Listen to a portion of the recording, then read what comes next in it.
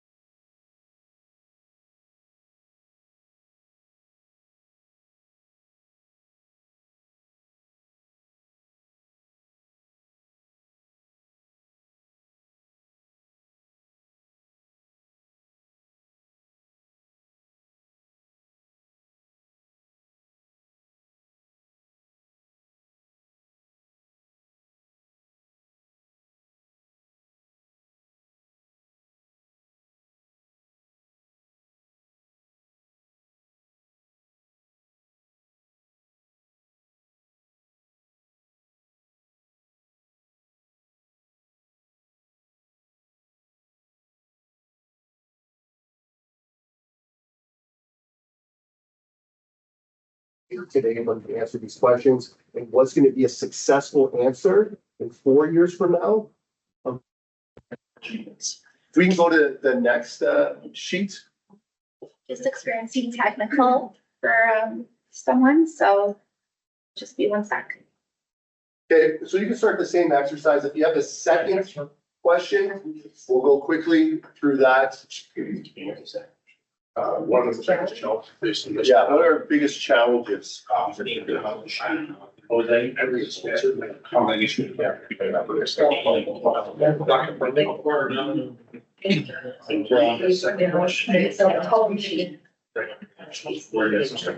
not trying, but we'll see. Like,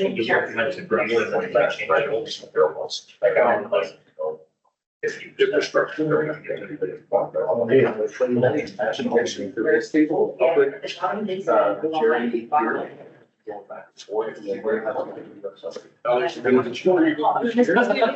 guys had a good run.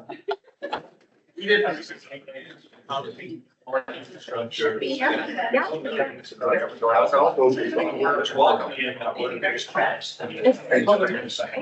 Oh. Okay, so we said housing and friendly.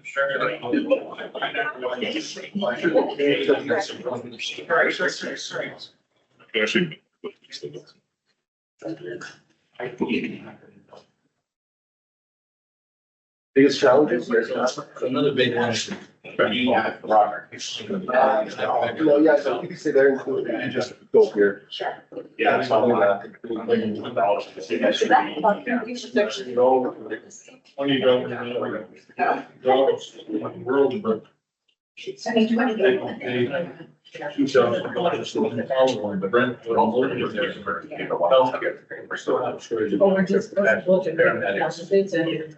that would be the three different.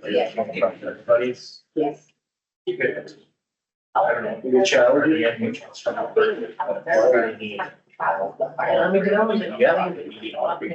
whole time I've been on council, it's been frustrating. Yeah. But then you better have more. Still in. Sure. You know, You guys agree? It's a second call. You're still. I say that's also clear.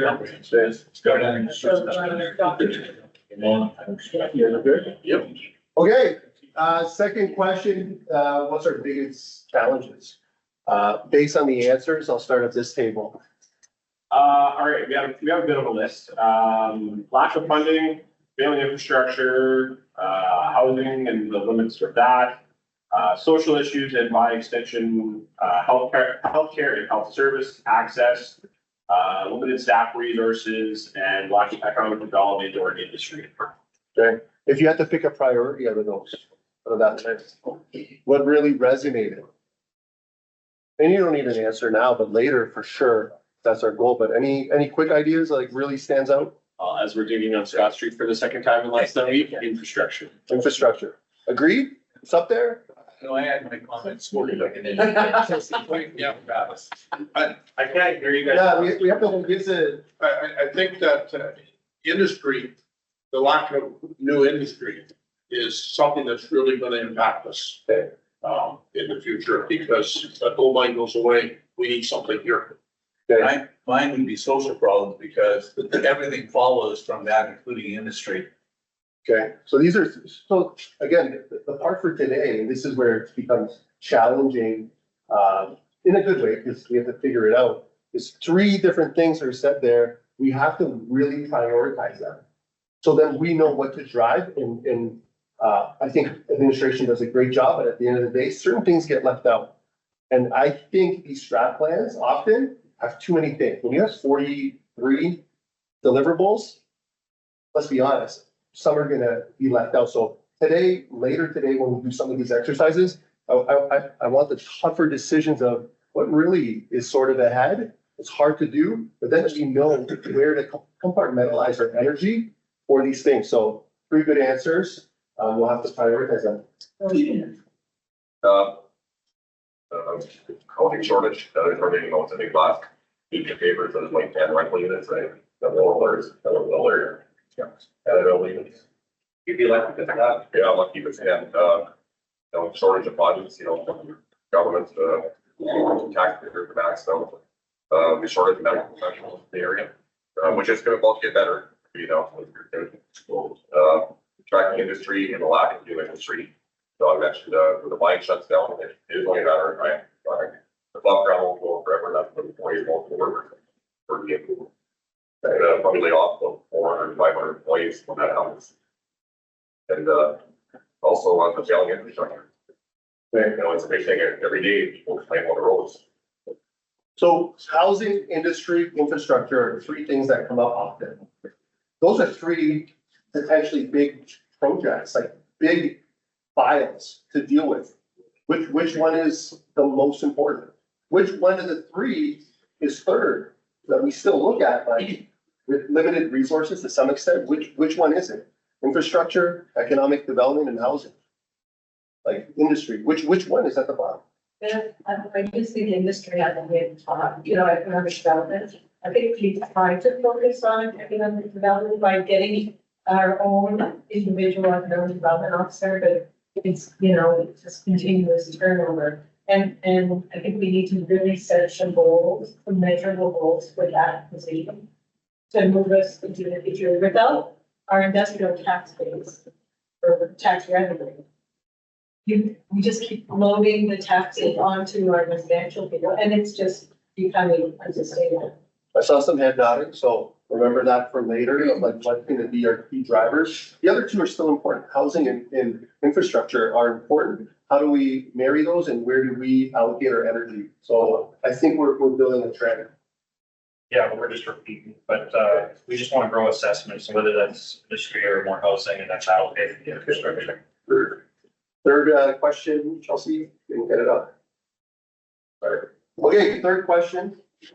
We'll try to go through these a little bit faster.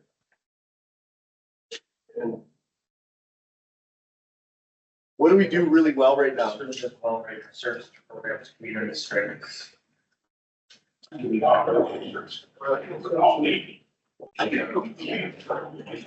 gonna give you high grade children. You said here, every programs, every services are strong. People come in, library, seating.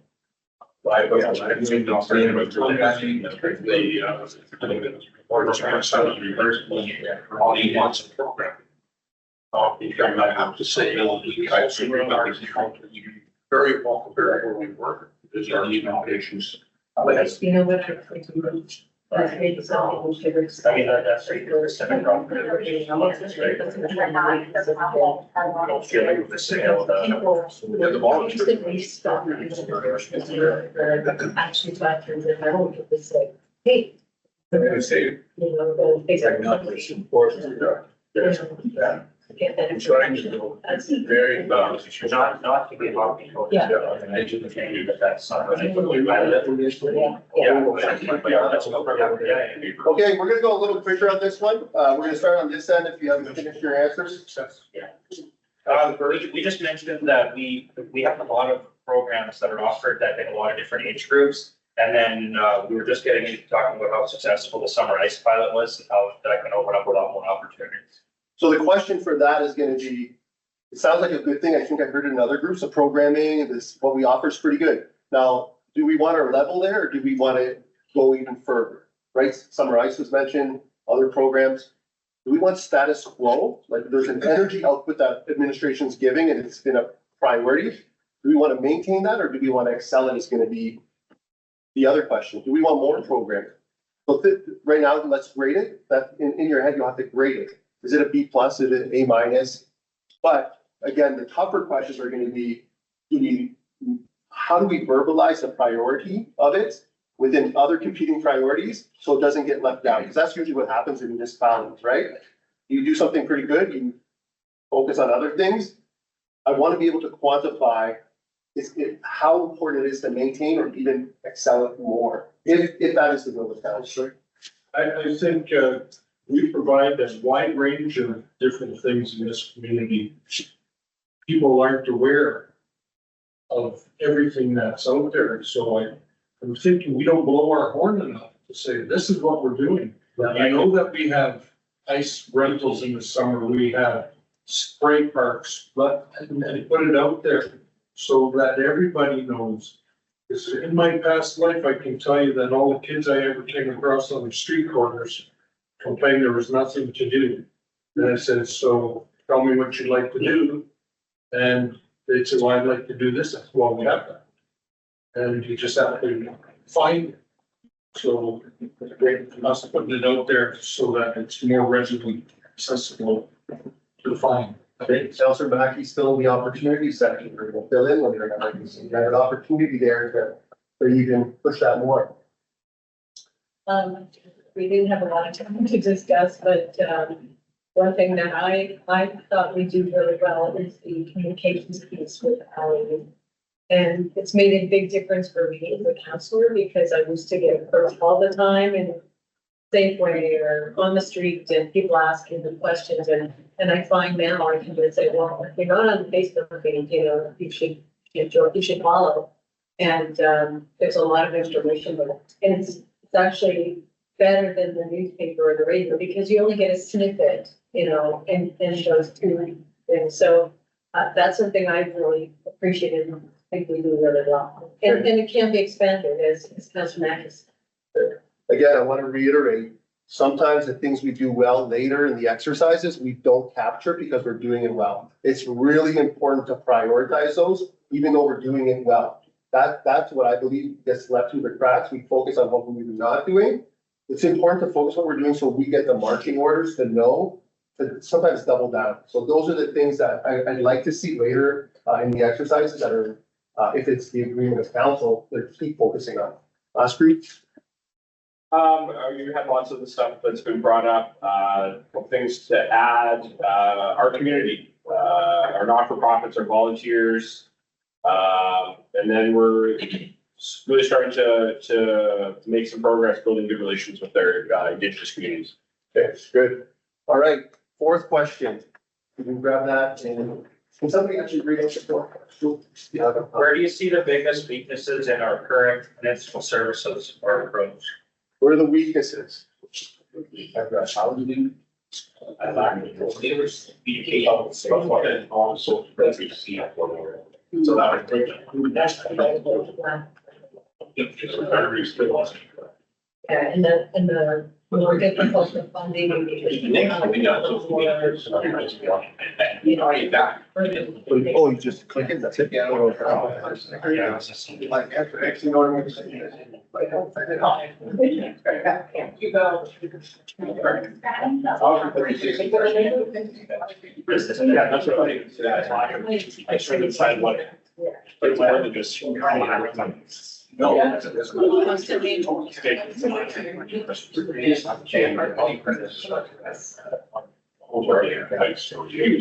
but we.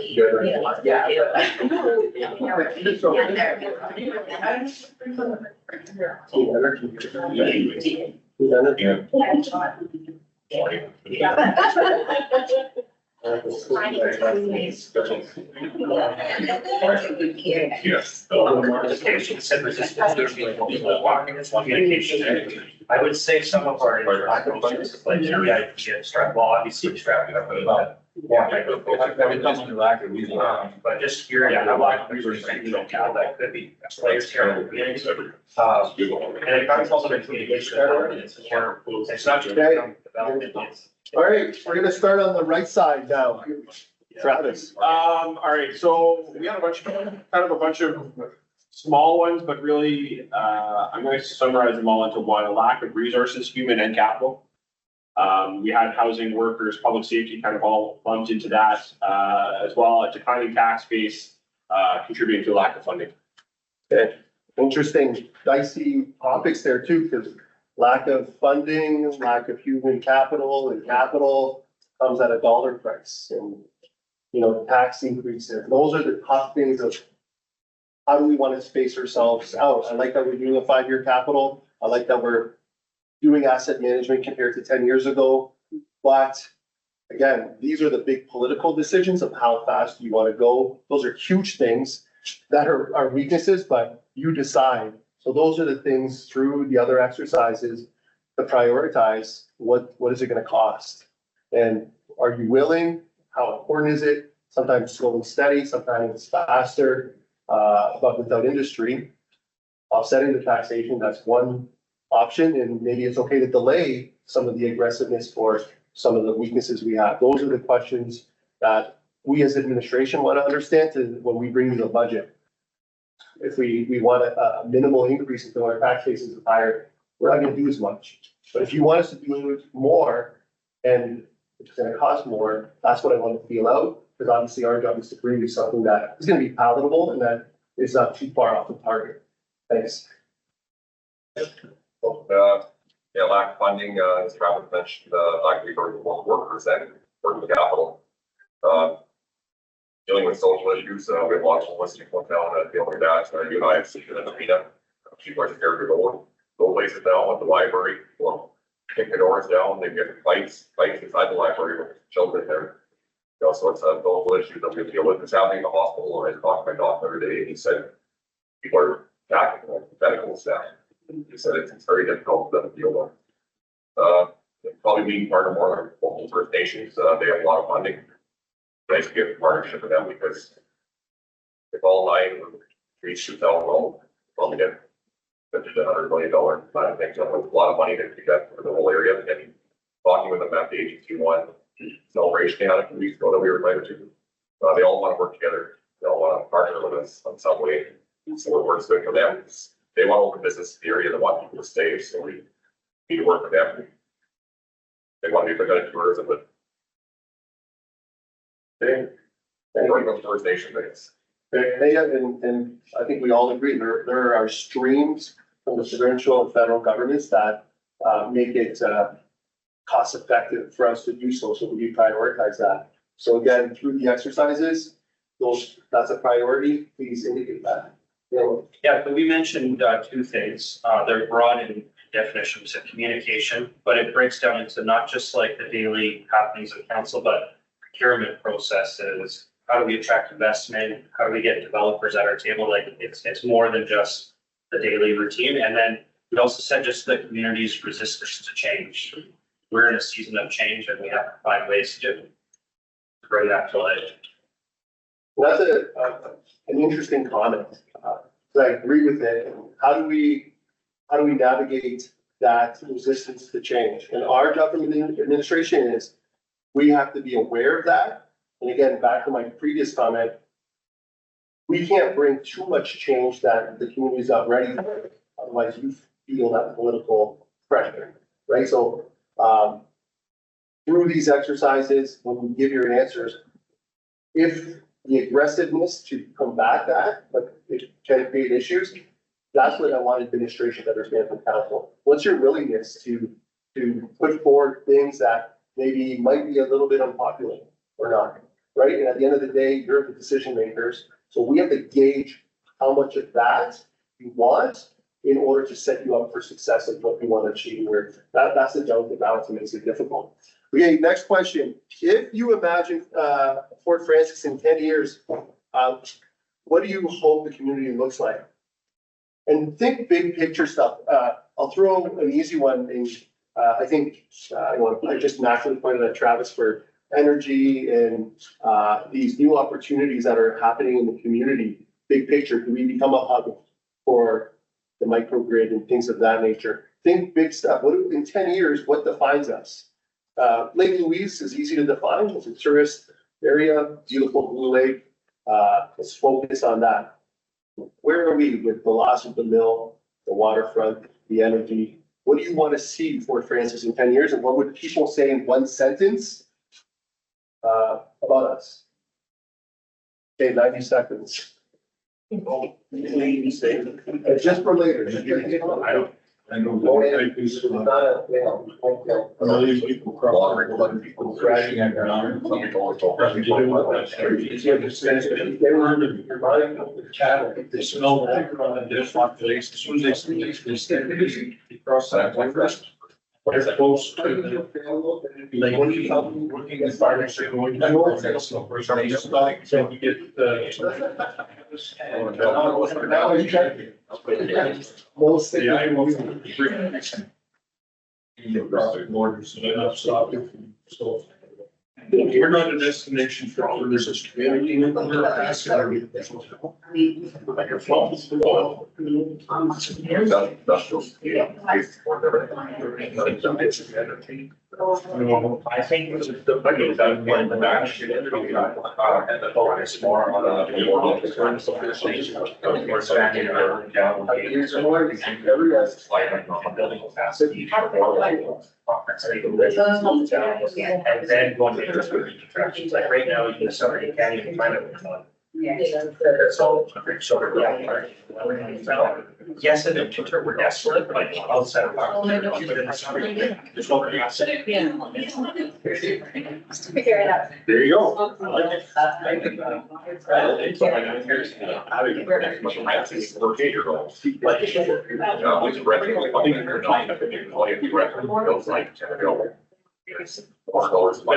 those kind of businesses, you have to be careful. How do you know the goals? Sort of the way the development or getting where to stay.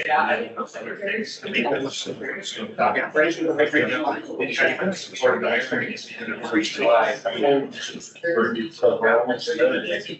why international calls it. More guys because. And we're pretty big for us. Can't go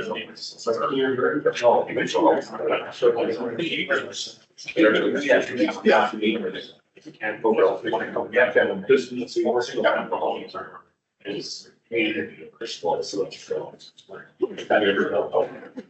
Well, that's definitely the indicator.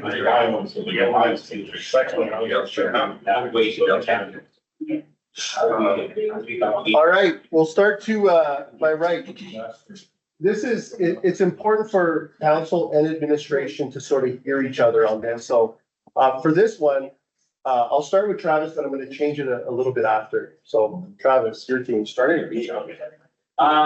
Being safe, attractive community we talked about, thriving, community focused on energy industries, being an energy island and the potential benefits that might have. Working in partnership with local indigenous communities, a strong downtown and waterfront business area, and adequate housing, which took us down a bit of a rabbit hole. Okay, council, a counselor to speak about that.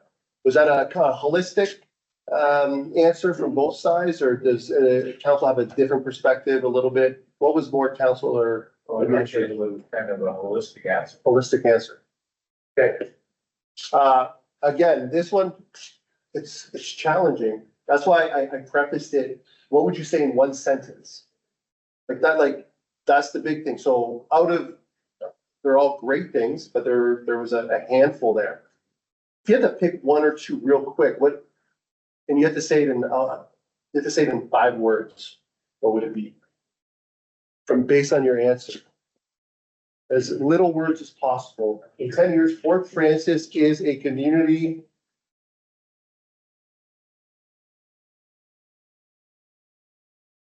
Let's hear the rest of your practices. Okay. No, you decide and then the preamble and then. We're talking about industrial space, supports everything else. Industrial space that supports everything. So it's, one of the adequate housing, we want all available lots hopefully sold, in the next 10 years, and developed. You know, and have affordable housing for people to get jobs here, we have in the industry, be able to live here. Okay, so what I kind of got from that is a focus on the basic need to take care of ourselves, sort of housing and, right? So we've accomplished that. Right now, we're in a time of, okay, like, we don't know what the next 10 years looks like. So you're saying in 10 years that we feel like we're taking care of our community and the major issues like housing have been solved. Yeah, and the industry too, that's an industry too. So industry housing. So we're a community that is taking care of industry and housing. Yeah. And you guys are, okay, good, like that, concise. Great. Councilor Bird. We really said that we wanted to be a leader in green energy. Okay, so in 10 years, Fort Francis will be a leader in green energy. You guys like that? But so it comes to the question, a lot of priorities. If we want to be the energy, green energy, that hub that is known, how high of a priority? If it's one and then the next priority is three, like meaning it is big, that's what I'm gonna try to extrapolate of how high that is. People liked it. Now, how much do you like it? Because then we have to go as staff and say, hey, we're shifting our resources a lot. And we have to determine, is it 10, 12%, 15% of our resources, or is it more? I'm just gonna add that just looking at what the infrastructure needs are for FFPC to be able to develop, so we can, at the capacity of what we need to do.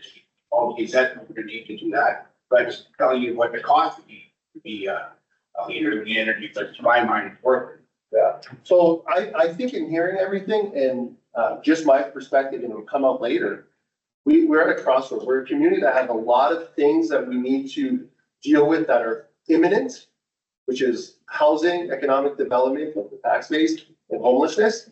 But then we have an opportunity that a lot of communities don't have, is we have a potential new hub for this green energy, and being a staple for something that we've never done to that extent. So how do you manage a lot of issues, still dealing with the mill that closed 10 years ago, and just making people like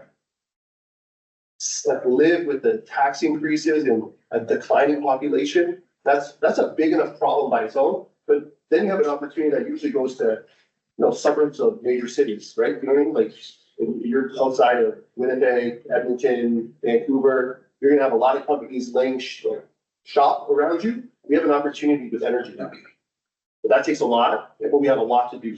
Now we have to prioritize over 15 years. What does that look like? Because if we want to solve all the other problems, to be honest, I know it affects all administration, but Travis's portfolio is heavy, and how much goes on microgrid and everything else, and with the new economic development officer, these are the things that I want to be able to extrapolate. You did all the tables? Yeah, next question. Okay, What priorities do you believe council should focus on the next 5 years? what 3 priorities? Yeah, thank you, Councilor, for passion on this. Let's see, she was 3. This we've sort of talked about a little bit. They came from other answers. We're narrowed down to 3 priorities. Heard some themes. This one should be fairly easy to get at least a couple. What are the 3 priorities? 3 priorities. Infrastructure in all sectors, medical, All of our youth belong to those secondary health understanding. And they leaked down, go somewhere else, and water being one, went to Ottawa, never came back, like no time to get jobs elsewhere. Well, it's not, that's a great. Great, that's what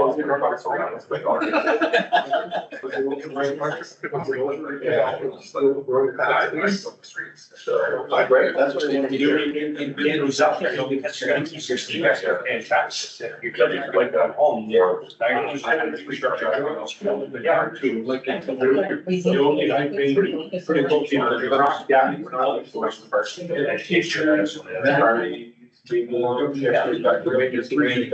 three are the street.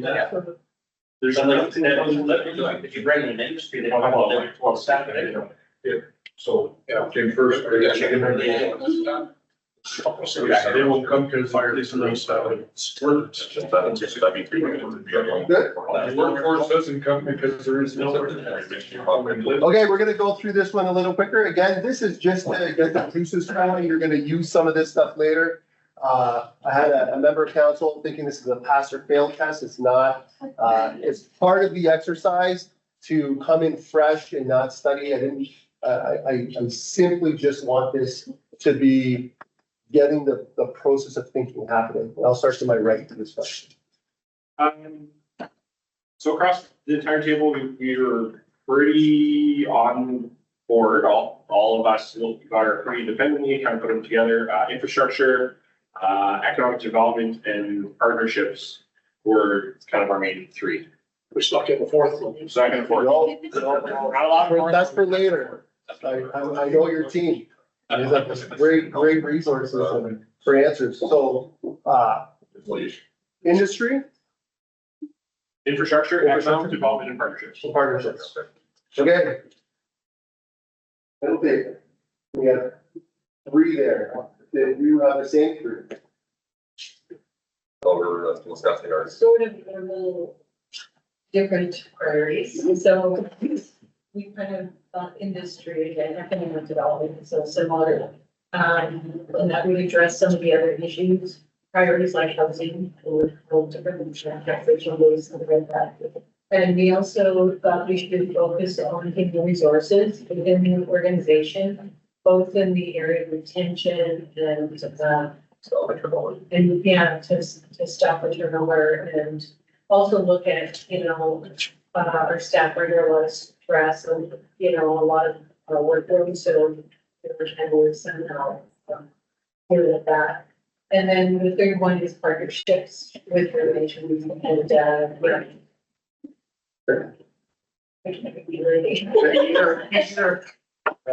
A little bit close, a couple of them were the same, one different, a little bit, disabled. So we're pretty much the same as that table, except I'm talking retention a bit more is we need ACEs in places, so trades, medical, education. We need to make sure our talent stays home. Indigenous relations came up a few times for different questions. What I'm gonna try to grab is, again, from 10 years ago to today, certain things happened, and we were able to quantify the improvement. What does the improvement look like between today and 2033? What is that improvement? Is that more partnerships for, with funding sources to actually do things? Is it maintaining the relationship or even making it better?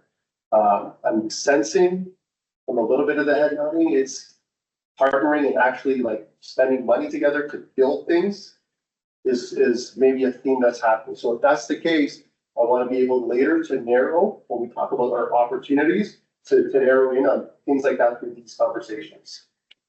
We're done. Next question. We're good. Next question. Caleb, if you want to read it out loud, please. What is one big idea you think could make Fort Frances stand out in the region?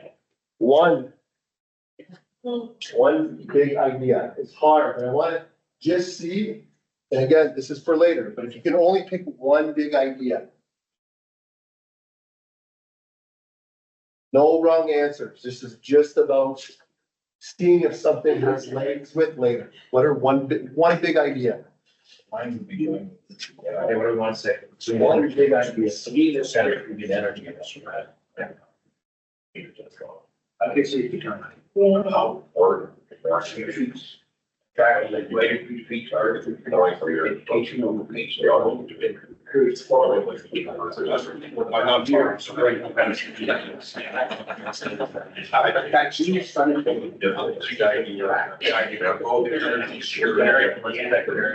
Yeah. It's gone now. We that.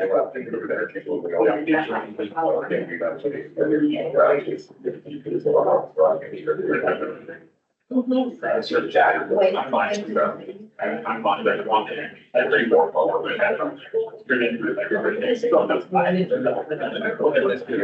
No, but. It's all around Central right now. Yeah.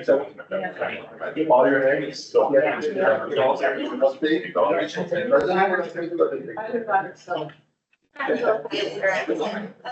Yeah, kids do.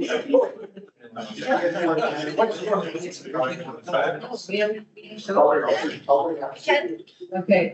So they're all sitting. You guys got your ones? Yeah. I'm saying, don't know a little bit today, but better day, try to be one.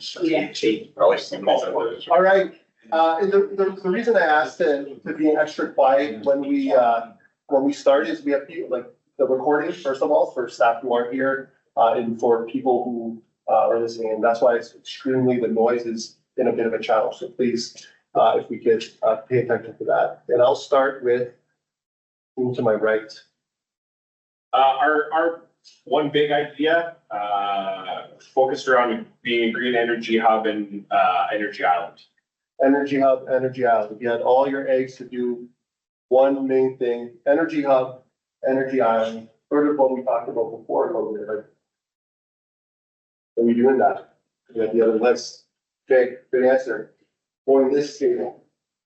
Our discussion was around Sunny Cove and expanding kind of a more host mentality in the community for conferences, for retreats, for holistic wellness. Okay. That'll take it. We didn't really come up with anything. I do like the one about the lumberjack festival, focusing on our, history and the, in the forest. I personally have thought about, something that would make us unique in terms of making people want to stop. So, and it's actually circles around First Nations in our area. If we had like a huge teepee as soon as you cross the border and a sign that said, "Come join the powwow." I remember about 5 years ago, well, before COVID, there were drummers at the little area in front of the museum.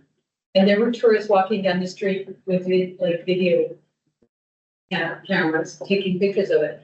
I think when the powwows are out on the First Nations, tourists don't feel comfortable just stopping in. If we had something, right as soon as you cross the border and people can see it, and then have bannock and wild rice and different things that it's an experience that they may not get anywhere else. So that was something I thought of. Okay.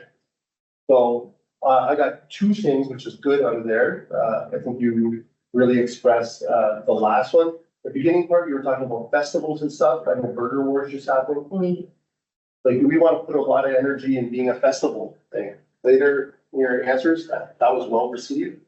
Do we, but it takes energy, like hypothetically, if we want to really prioritize that, I have to look at these two ladies right here and put a lot of their plate would be on it, the new dev officer. So we'd be taking time if something loses, right? Like, but if there's a will to be more burger wars, bigger events, things like that, express that, because that was really well received. Now, again, where does it go? Sunny Cove and the industry park or the hub. You guys know where you stand on that if you don't prioritize one. That's what I want to see later. Right? There's been a theme of the energy thing. Sunny Cove could be a huge endeavor, may not.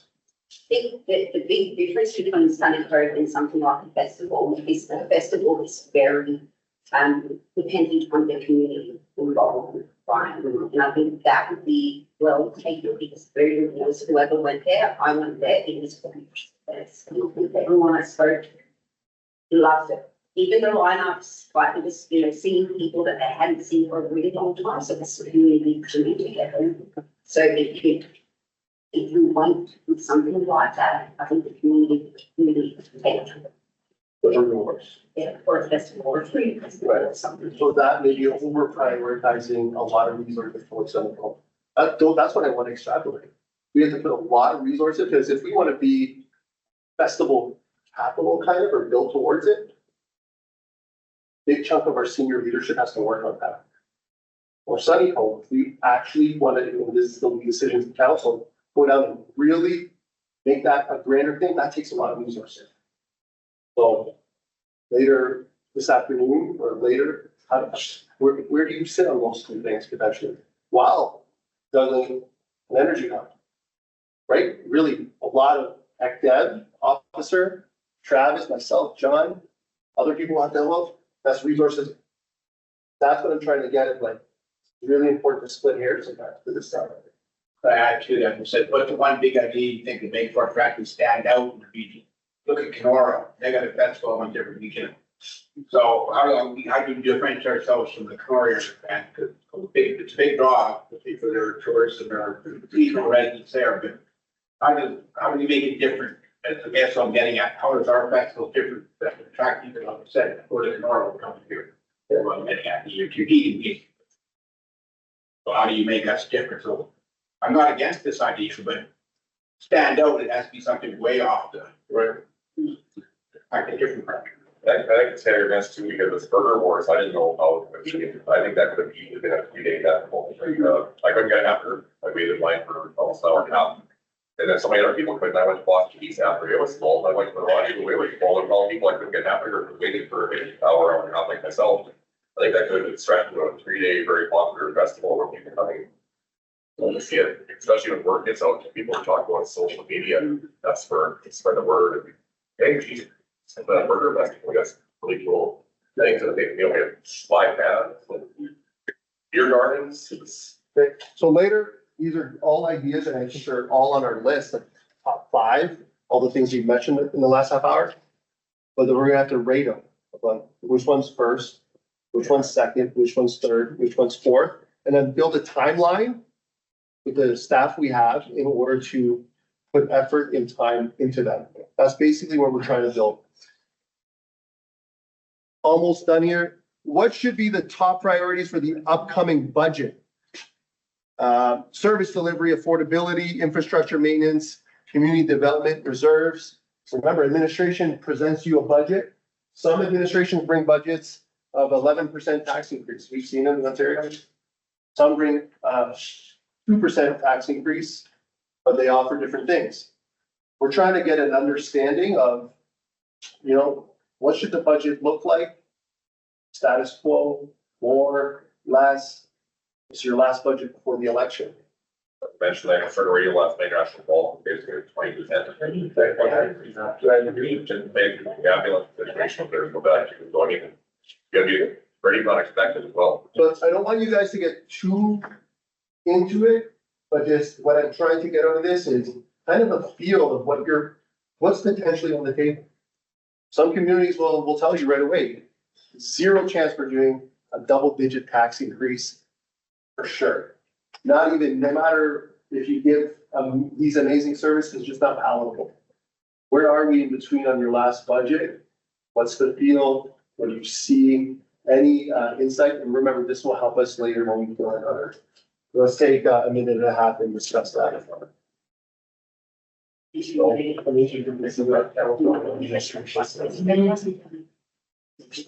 Yeah, so I'm always understanding that we're all about infrastructure and development, slash investors, slash partnerships.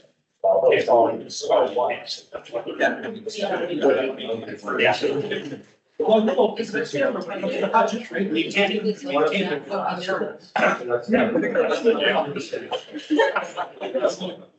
And everything, well, cost of everything going up just to maintain, we are, just gonna require for you to get. So a minimum of maintaining our level is. Thank you. So you. You get behind it. Repairs and cost to make. Or not just repairs, like replacements, right? Yeah. Second.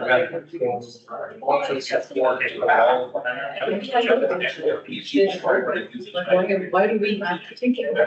That's exactly what I see in modernization, but maybe encourage them.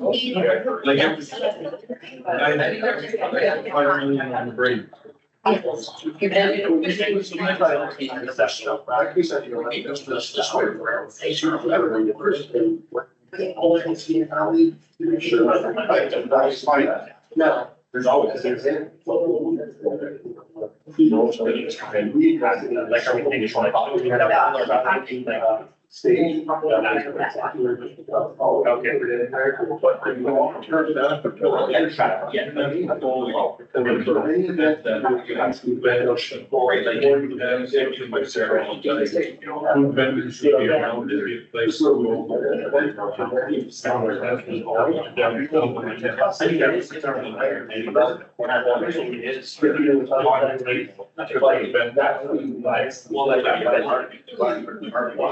more investigation.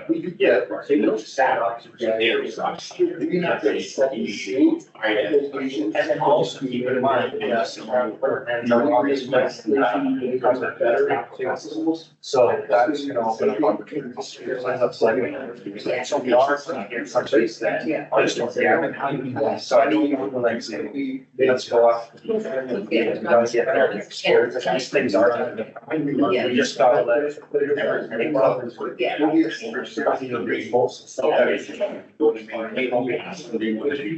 Okay, so what's your opinion on that? You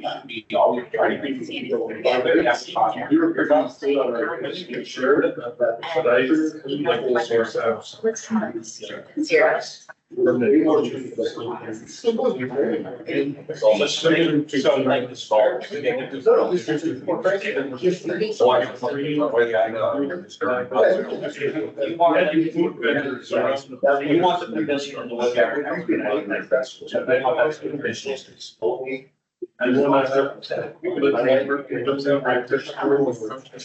I said the plan. Yeah. Yeah, I think that's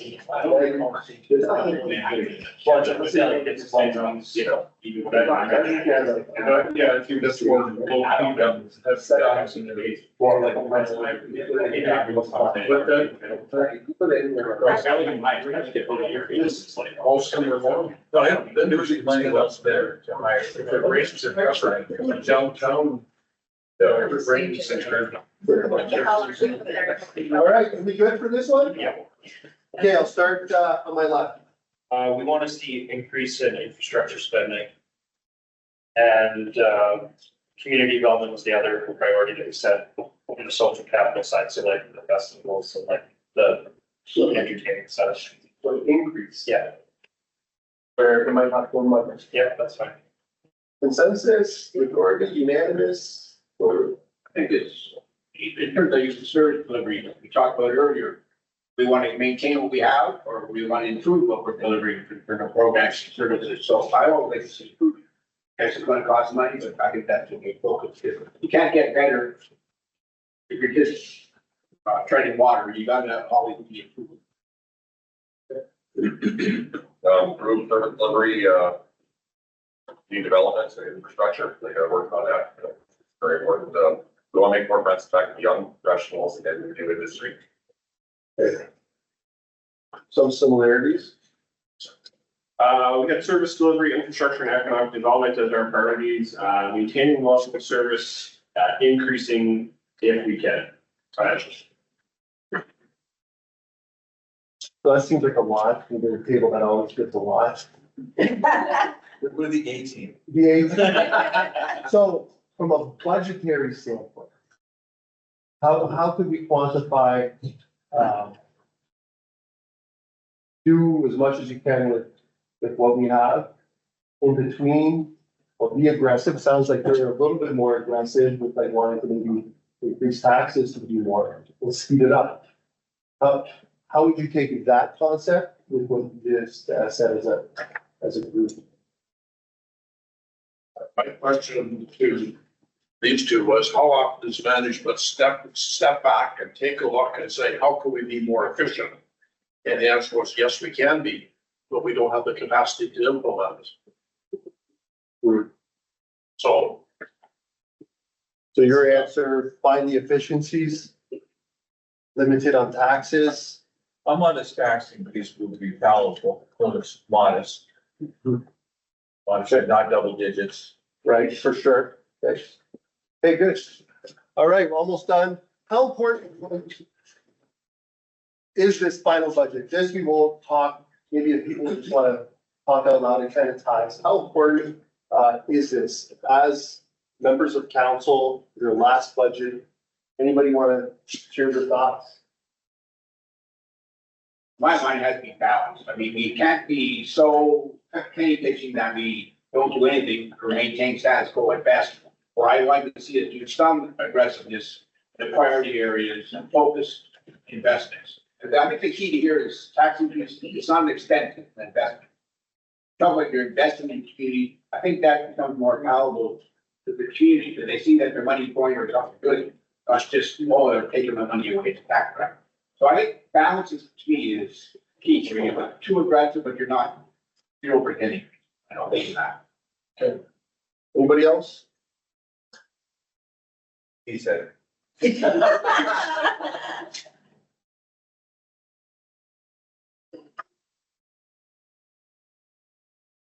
What's the most urgent capital project? We're gonna speed through these one, just, no discussion. And see if somebody gets the ball rolling, so we can move along. You gotta include the museum and the HVAC system, I think that's a capital investment. You know, to me, I think we have to, the museum is saying, that HVAC system, and it's gonna cost a lot of money. Don't think they have really a way around it. Any other big capital projects? Sunny Cove, Sunny Cove is big? Okay, how do you want them? we're beginning, the next, what, 5, 7 years, lift stations? That's, our next big one. Anything else? Big capital, anything? MSC. MSC, that's a challenging one. Yeah, it's not new. What are the thoughts of the MSC and how aggressive and how much money? Do you do more than sort of what we've been doing? Any opinions? It's a major community resource, so I think we've been doing a good job with maintaining and improving it where we can get the grants. So we need to continue down that road. It's a very high priority item. I think we have to be sure that we're not ignoring regular maintenance. I think the last time the council got a report on the state of all of our facilities and you're shocked. And they're often a victim of budget, so we have to make sure that we're maintaining our facilities. So they don't get to the point where we need to put big amounts of money into, fix it. So that's the maintenance issue. So this is a fundamental question. Some stuff I know we've experienced out of budget expenses, but that's because we try to amortize it or make it last as long as we can so we don't spend money. Because if you get an extra 2 years out of things, that 2 years goes to the next 15 years of amortization. You just gained, 15%. Like, right, we strategically try to make the lifespan last as long. The last thing we want to do is bring unbudgeted expenses, but the other thing we don't want to do is do it too early, and now you're starting to build that 10-year capital plan. There's a lot, so Manager Rob's, you have lift station stuff, we have water, wastewater stuff, it's gonna fill in the 10-year. Now, if you wanna make sure that we're ahead of the MSC, you will have to tell us to be more aggressive, the same, because then we're gonna start filling up our capital expenditures each year. So where does that fall? That's gonna be the question. MSC, do we keep the same trajectory or more? If it's more, something's gotta give, our taxes go up a little bit, like, obviously, we're gonna try to do our best. I don't know, that's the question you're gonna have to answer. More MSC, less MSC, the same. All right, anything else?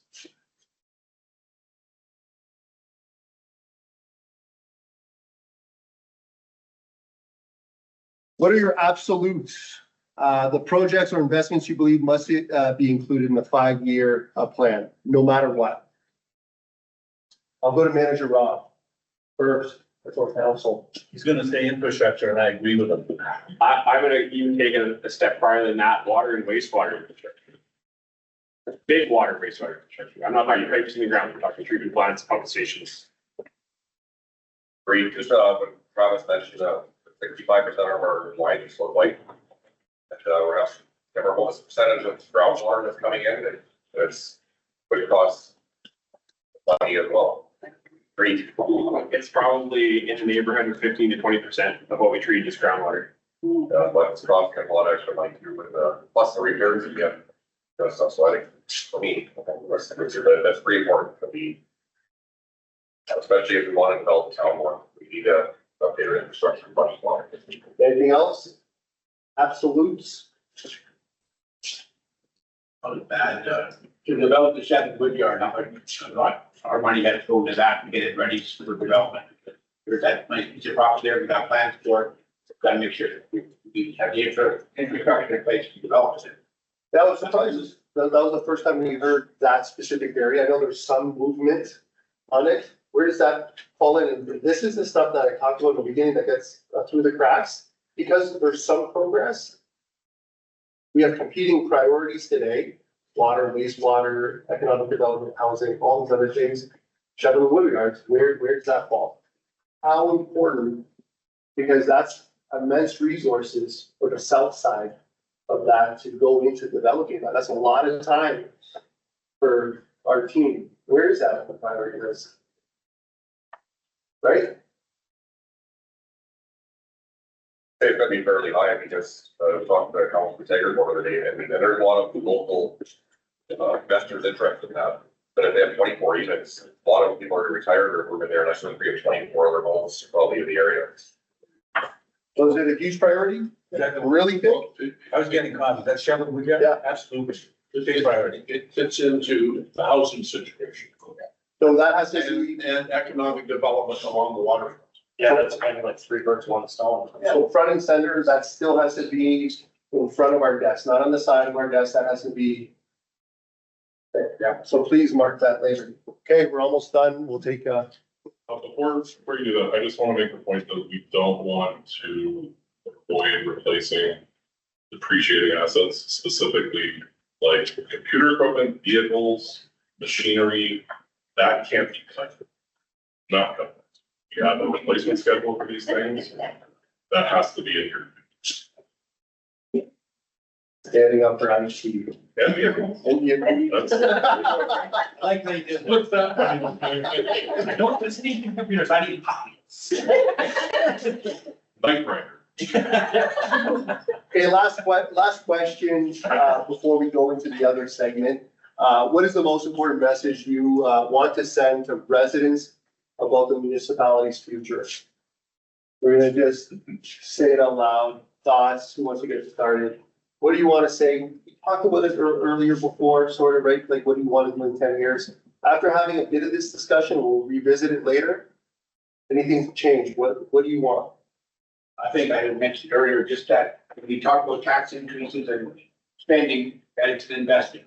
It's not a tax grab. We are investing in our community to make it a better place to live for all. So I think the message is that these are investments. Not cost. It's a nuance, but I think it's more a positive way of looking at it. It's an investment. Fort Francis is a historic community that's been here for a long time. It's going to be here for a long time, and it has a great future. Okay. Anything else? I think often the citizens are complacent. And what we have is good and we're happy. Ideally, this should be a plan to go on forever in the renewable resource industry, but that's gone. And we need to shake a bit of the complacency loose and say, think big picture, look at what we can be. Okay? Chelsea, if I can get you to please switch it to the purpose vision one. I only want to spend 5 minutes on this one because the two big ones I want to get to, hopefully lunch will be here at about 10 after 12. So we have 60 minutes left as a core group together. So I only want to spend 5 minutes. Purpose is too hard to do in an update. Purpose is so high level, the return on investment for really spend an hour to sit down to reword your purpose. I just don't see the value. Now, when the next term starts and we have a full out strat plan, let's deal with the purpose. The vision, we talked a little bit before. That's where I want to spend a few minutes. A vision, a statement that is forward-looking declaration of what the organization aspires to become. We just touched on it, but we want to become an organization that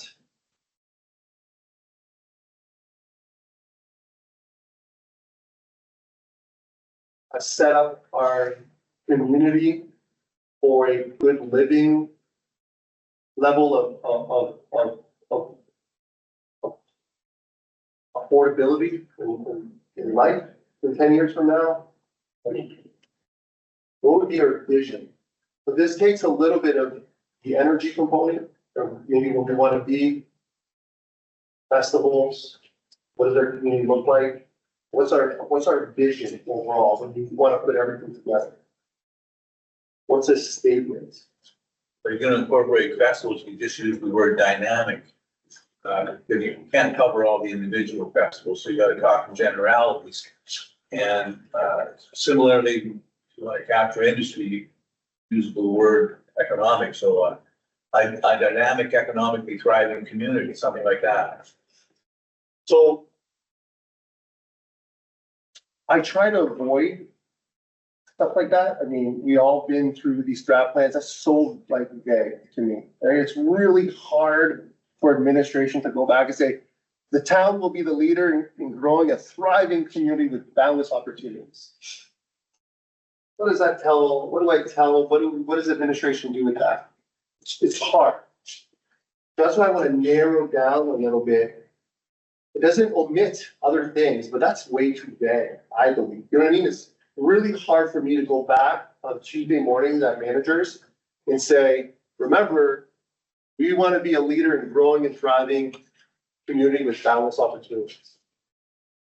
We want to take care of housing, a community that houses everyone, who's affordable and diversifies their opportunity. That's a better statement to me. I don't know if that's a statement, but a way better. So then that, like people, we pay people to come up with that stuff. I wanted to include the things that we could revisit every month as an organization. Like a diversify operations. Right? Diversify opportunities. Community driving for growth in industry, housing, and services. You guys like that? Give me a little bit of a chill. You do. Right? Yep, I felt it there. That's a way better vision for us to know our marching orders for 48 months. I mean, this is a little bit different. 60 months is this term, and it'll help for the next strat plan. That's what I want to come out. So then administration knows when they check back, when they provide their reports, that I can either challenge them or they can challenge themselves to say, is it meeting our vision? And if that's what you feel, can you repeat that one? Community driving for growth in Housing. economic development, and services. You guys feel about that? Yeah, it showcases the willingness to be creative, but provide solutions. Anything missing that's really, really important? Remember, that doesn't mean we don't do other things, but is there something in that vision? It's an action plan. It's action. Without cutting ourselves in half, yes, we will make sure. Partnerships. Was a key point that. Yes. That could be on verbiage, right? It could be sparking partnerships and following. I would add the adjective inclusive, an inclusive community. So that purpose. How do you differentiate the purpose? Yeah, you don't want to repeat what's in your purpose. So do we want partnerships in what Councilor McTaggart said? Because I thought that was well said. People really like it. Do we want to add the word partnerships? Is that another key? So basically that'd be like 4. This is our community. Partnerships, housing, economic development, affordability. I forget how to say it. Services. Okay, sir. Are we good with adding partnerships, sort of? Yeah, I'm sorry, myself, I don't see the difference between purpose. You already say through partnerships, we will provide that stuff. So again, how do we differentiate between purpose and vision? The purpose is the function, right? And his vision is where we're going. Purpose of the statement is a concise statement that explains why the organization. So the purpose should be our vision, and the vision should be right to purpose. Yeah, that's why I didn't want to touch purpose. Purpose makes it really, really challenging. I was obviously not here at that time. It makes it's a really tough exercise. So if we're good, if the purpose stays, we can leave out partnerships, but that's up to you. But the vision, it still happens. Pretend purpose doesn't exist, right? Like we're not gonna reinvent everything today, but is partnership big enough, pretend it doesn't exist in purpose, to be in the vision? Yeah. Do we wanna say in our vision, we wanna be a partnership community, tie into what Councilor Tiger said, that's our vision. we still need to say something more than just striving for those four things. They're all important, I agree with them. That's why I said we need to say that we're an inclusive community, that we have overtones of racism that we're trying to get rid of. Also, I would like the word safe in there, that our vision, we envision ourselves to be an inclusive, safe community that's gonna do these things. Do you guys want inclusion and safe over partnership? Is it that is pure inclusive and safe, that insinuates partnerships? Yeah. It's in the first. Or let's pretend purpose isn't there. I know this is where it goes sides. They spend hours on purpose and it actually doesn't drive anything from councils. Cause like, has this driven anything for your roles in the administration? It hasn't, like, right? Like, nobody looks back at, I've never heard it in my 16 months here. Well, our vision, right, CEO Michaels is this, nobody's ever said that. Actually, all the reports we get from council talk about benefits and the quality of life and safety, they bring those things forward in their report, so I do see a lot of that going forward.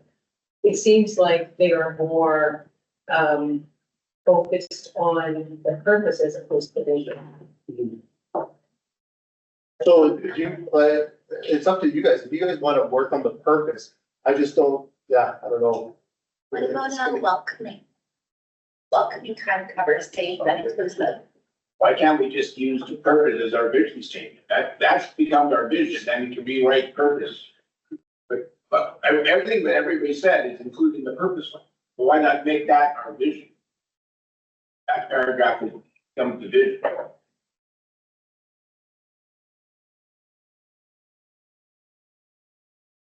What do we need to add from, there was pretty strong support, it seemed, from Councilor Taggart's point. Why do we include that? I don't want to overcomplicate this. This is just a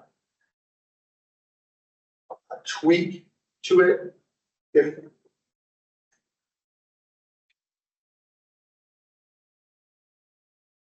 I'm listening to you guys. It seems there's a little bit of dissent of like switching the purpose or not. I like your concept. Yeah, Just switching. I think that purpose captures everything that Councilman Kagan said. Okay, so we have a purpose. Our purpose is to, what Councilor McTaggart said. Well, Councilman Bean suggested we make that our vision, and I think that captures what Councilman Kagan said, and I think is a good vision. Okay, so switch. Who's in agreement of switching the vision and the purpose, and then including what Councilor McTaggart said with a little bit of the tweaks to the actual purpose? Is that what we're debating? I think you just switch it. To the cap and then maybe tweak it just a bit to add onto it, but everything we talked about is already in purpose, so let's make the purpose our vision. Or how about just having both of them as one? Find it, have one statement, covering your purpose and vision as one statement. Use the KISS rule. Okay, spent 10 minutes talking wordsmithing. Yeah. 2 seconds. Okay, I think administration will take back. I think we heard what we originally sort of were going down the lines and implementing the purpose, and I think we can switch those and get a message that includes all of that and bring that back to council when we bring the report, and then have a discussion. If you guys are agreeing with that. Again, this is why I was a little hesitant to get into the purpose, and it's slippery slow. It makes it really challenging for the wording component, so I want to stay away. I agree, it's not uncommon now to just have a vision statement for organisations, but it's complicated and as we continue to have both when it's sort of similar. So I agree with that. We just have a vision statement. We'll do consensus. We're good with a combined vision, purpose statement, one statement for the community. Everyone's in agreement of that? Yeah. So we'll combine the wording, we'll do one, and then, we'll have that. Okay. Okay, if I can get, members, a few people to switch. So we get the juices switch. If we can get the mayor, Kelsey, to switch with, and Jeremy. I'm gonna move all the And. No, you said you, after the game. Get the blood flowing. Sorry to break your team up. Oh, missed you already. Missed you already. Welcome to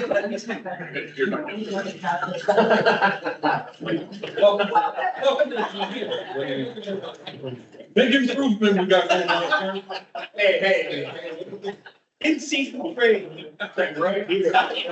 Oh, sorry. Did I think that out loud?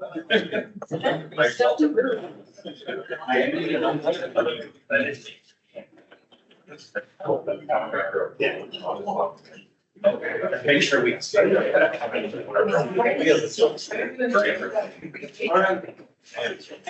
I want this one to be a little bit, different. Again,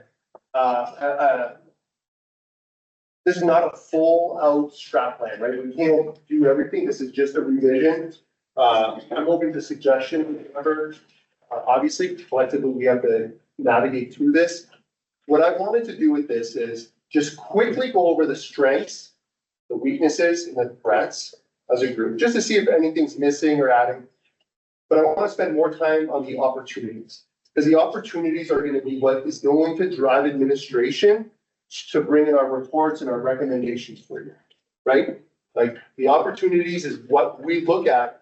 Okay, council's saying there's opportunities in this, this, and this. So quickly, we'll go through strengths as a group. Again, 2 minutes.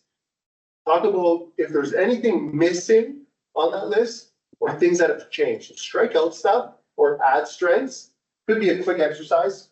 We'll do that for weaknesses, do that for threats, and then we'll spend probably 7 to 10 minutes on opportunities as a group to say, we'll look at the old ones, and we'll say, what's missing? What do you want administration to focus on or opportunities? So take 2 minutes, collaborate on strengths.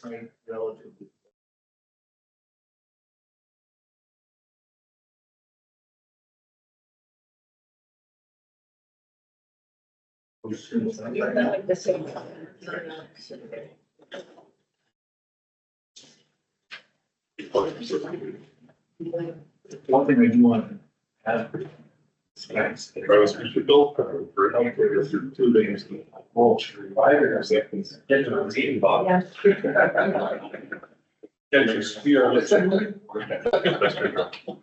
Send was like Woodland's office.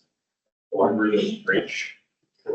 So, yeah, Rich is right. I would just is our new willingness to be open for bid. I want to See, that's been one. So whether that's the government.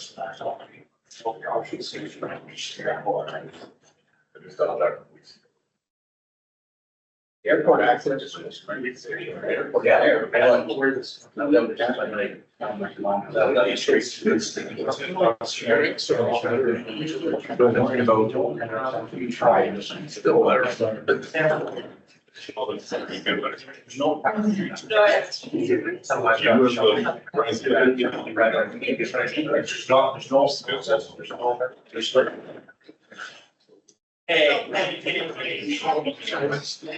Oh, yeah. So I almost kind of quantify that.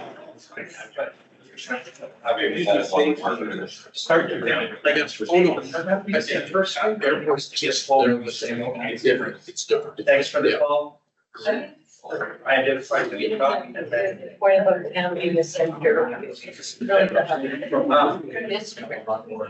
Maybe. But it's a challenge to go from developers. There's not just like one person, but there's not. That would also help the. Second, they call the reception. Yeah. I know, but I don't know how we gotta fix it. We got players coming out to the table. You do agree to take Take it back to your procurement thing, that trying to figure out that process, but they don't know about stuff, or it's too late, and then they finally call somebody, and then it's kind of like, And I don't think it's an overwork thing or goals or what that's just on the answer, but we do have a people on and creativity. They can't maybe, yeah, we gotta make it easier. We gotta make it easier on the bit, we gotta make it easier on the. When you have it. So like, we gotta do that up. That might have to get. National levy, so insurance, That's a huge challenge. Airport accesses. And you get those far more church and And they always say that I wouldn't say when it's actually where we excited, what can they, help facilitate. Detrimental regulations, but at least like get rid of some of the. It is very low, but it's down, this year going down. Okay, we're gonna try to go through this one a little bit quicker. So we have, time on That one's fine. opportunities. They're gonna go first. Okay. Did you guys hear it? We'll start with. On my left. We read through the list and we just wanted to add that we're open for new business and creativity. It's a strength. Okay. And make it easy for. Making it easy, that's our strength that we're. No, we need to make it easier for them, but we're just saying there's a willingness now. Now there's a will. So our new strength is there's a desire, there's a willingness to do it. Okay, so anything that should have been omitted or taken out? If not, that's okay. I'll come back if you think of something. Okay, we'll take both then. Middle table.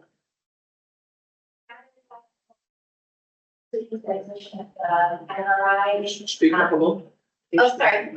The healthcare is improving, including the addition of our MRI, paramedicine grants, are considered part of improving the spray park. We also have a open for business, conclusion of Point Park litigation, dynamic indigenous relations advisory committee focused on reconciliation, excellent schools, and we removed relatively affordable housing and community safety. Very, very good. Any disagreements there? Okay, very good. We added, that we're a hub for area indigenous communities. And then we just changed, airport access. We still have the access, but the access in itself has changed. So it's a weekend a bit. Still a strength, just, okay, good. All right, let's quickly go through weaknesses. Just to see if anything has changed or anything we should be adding. If you wanted to add it. But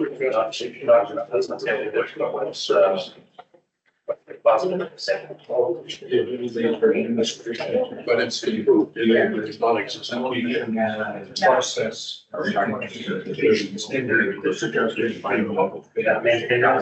People in there. Any trust. Their ability to land. Slash. We had none, now we have at least. Capacity functions, okay. Overwork. Workload. There's that.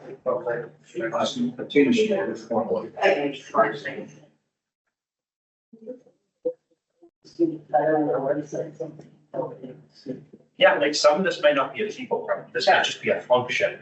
But maybe it's something that's early. Yeah, check this. You approved on the, town legislature, vacation, I think, every last one year, all the community. Town was there. The lawyer.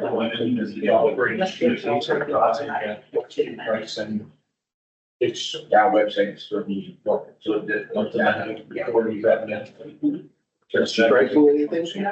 Yeah. That's right. Public transportation is a little bit better. Yeah, from you gave it so. Maybe.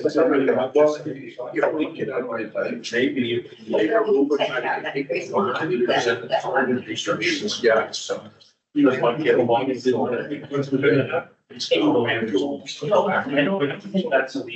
There is a fact that weakness in there. Can we omit that? Bill, what do you think? Which one was that? Third from the bottom, this is limited program recreation. Actually, it was not. Yeah. Okay. There's more, you can make, Yeah, You know, it's lack of opportunity to collect good news. Well, and so I guess, but then the open now, that's exercise. That's it. Maybe it's not hockey. Figure skating. But it's the same. Yeah, I don't know. Oh, I see. Random blower right there. But to tell them, That's just like from London to Toronto. So we don't like to just blow it. Functions. But I listen, there's. we talked about that. Yeah, there's all kinds of stuff that's done inside of the. But also, then again, hospital. Okay, we got that. Okay, so you guys can Yeah, get started. Okay, we're gonna go through this one a little bit quick so we can get to opportunities after we do threats. Sorry, my left. We wanted to amend the limited program recreation. I feel like there's been a lot of diversified recreation programming now since 2023. With yoga and spray park and different not-for-profits adding into that space. The two things we wanted to add as weaknesses was admin, administration tenderness, and capacity and functions, and then also the communication of procurements and response time as weaknesses. Okay, good. Middle table. We added lack of labor, in particular foreign workers. We removed communications and lack of opportunity to collect their news stories. We feel like that's improved quite a bit and it's becoming a strength. We left that the website still has the weaknesses, and we added aging international bridge and high school rates. Good. Last table. Okay, so we have public transportation. It's still a weakness, but it has improved with the addition of the bus. As others have talked about, the lack of opportunity to collect good news stories is much better now, as well as communication. And then we wanted to add to the hospital is aging, the hospital and the clinic is aging. We didn't get a chance to talk about this, but it just came into my mind as others were talking.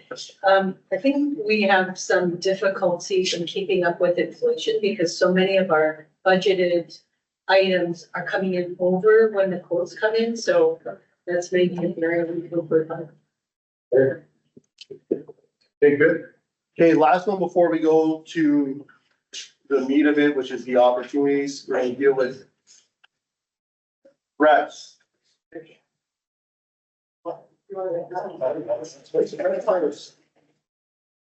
Opportunities are equal. Finish with one time.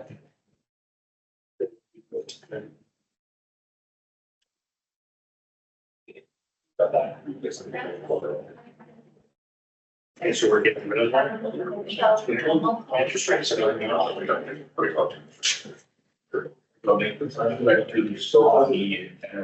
Yeah, but it's often. There are negative social media that's a big threat to not only how we get our message out, but also.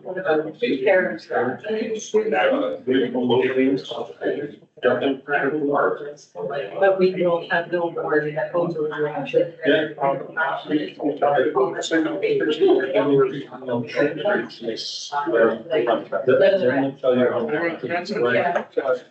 Well, historically.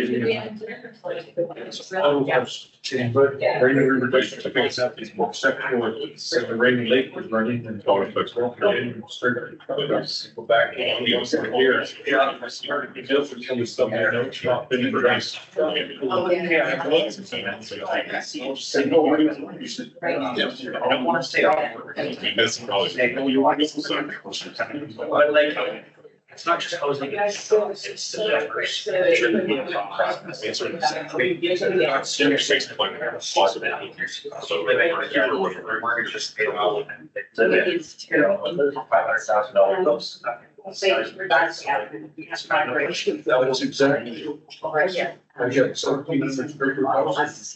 Solid rate for water and cool. So where do you go? I'm going to Center 20. That's where I'm going. It's 1,200 chickens. That's the rate of drop.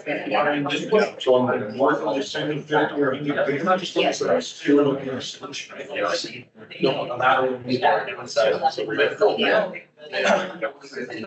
Like housing to me is like, you're trying to solve the whole housing problem. Yeah.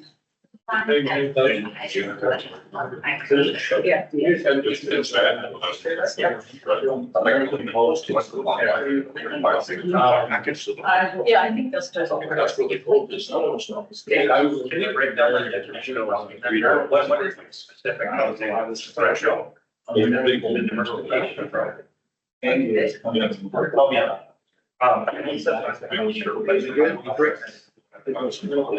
Is it just, yeah.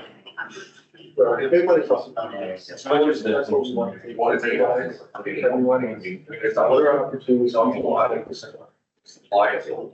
That is plans supply of whole. Yeah. I mean, that's what it's. There is supply, it's trucks, and I just think it's the diversity. It's a lot of things to manage the difference in terms of these developments. I'm sure you do want to have.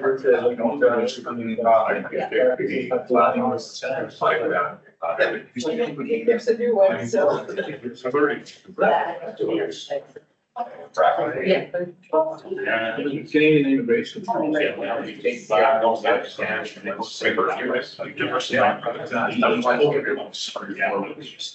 would just replace it. We just keep saying lack of housing, that could be, that could be dangerous. But you're right, first letters, so that's your last market. It's all the same thing. Because right, you can go to land, you can be like, well, we need affordable housing, it's like, we need to have more partnership with DSA, more housing. Hey, we're not on opportunities. We're just trying to. That's fine. Yeah, sure. Okay, we're gonna run through this one quickly, because we're a little bit crunched on time, but I think it's a good dialogue. It's important for us to hear that, as a whole. I'll start to my left. Okay, so we said that interest rates have become a little bit more favorable, so we wanted to event that. But then in the next one, there was lack of housing. We just wanted to define that a little bit more as high demand with lack of diversified housing. So, Lack of this diversified housing. yeah, Okay, you guys like that? The lack of diversified housing is the threat. Two, a subsection of it, I guess. Yeah. Anything else? Okay, good, middle table. We said politics at all levels, federal, provincial, local, social media, including misinformation is on the rise. And unengaged public, we wanted to emphasize the out-migration of youth. American politics and tariffs, American neighbors and Canadian borders without proper enforcement, the Canadian immigration policy, and lack of affordable housing. To add to lack of housing. Okay, good. We had, the removing of the communication piece, in there and then adding in tariff impacts and the effects that that has on the procurement. Good. I think there's a lot of stuff there that's changed. This is only from 24 months ago, right? There's little things again.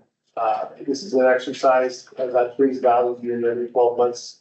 Because quite a bit has changed. Now, this one I want to take a little bit more time. There's a second page after opportunities. I want you to look at your opportunities 2023 and then fill in as your group opportunities 2025.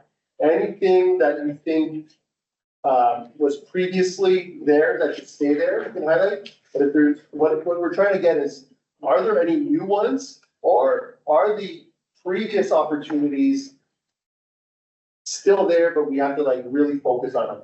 And if you can, this is a bit of the hard part.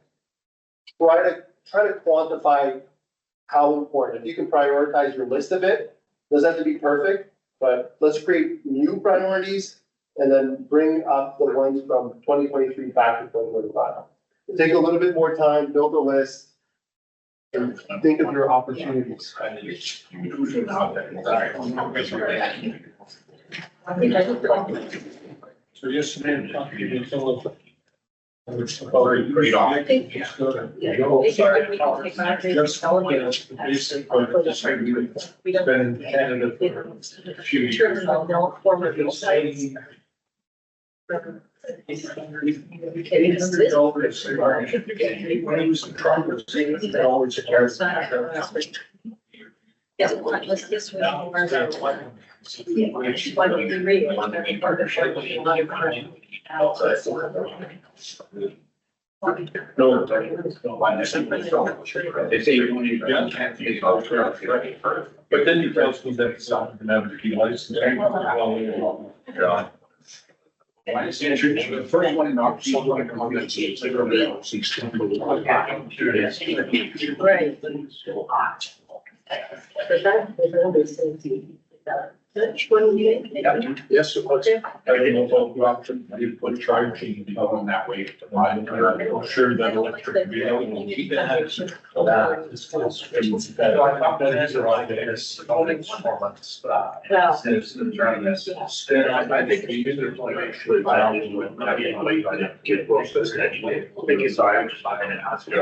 doesn't seem to be a district. You don't have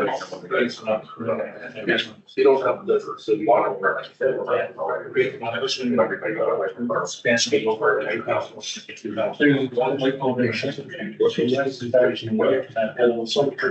We always have a, and so the manufacturers, they have product that is all of that. Down back there, the snacking mess, almost to a standstill test. They're not making just us. Doesn't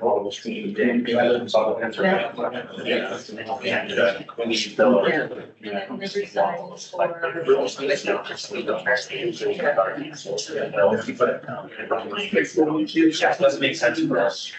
Or. Yes. One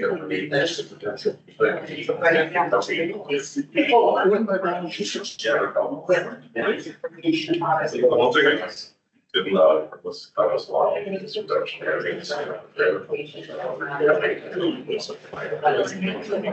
yeah, well, maybe some of the fun.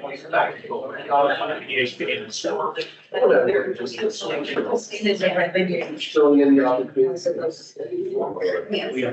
Just take things off and I just have to start. Between the library and The rest of the list is still good. And then the rest of the new one, just track and return on the US. It's not really an opportunity to ask for this. It's all locations that are probably yours. it is kind of. And they're all telling us around the actual, I think it is. Go that fast. Yeah. Right. And the boards is actually.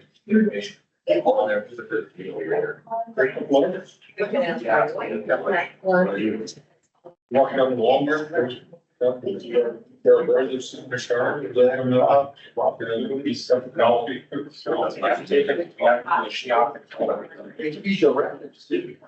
You say, sit down and set these on this, like, now.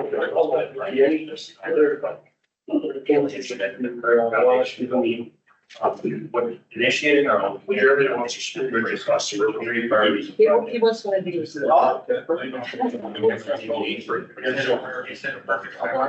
I'm saying. It's more request. My microphone was using every year. When we have. Tell them set them up. You know, that basically. It's fundraising for stuff. So. We have done things like that. I mean, and the spray park didn't get done.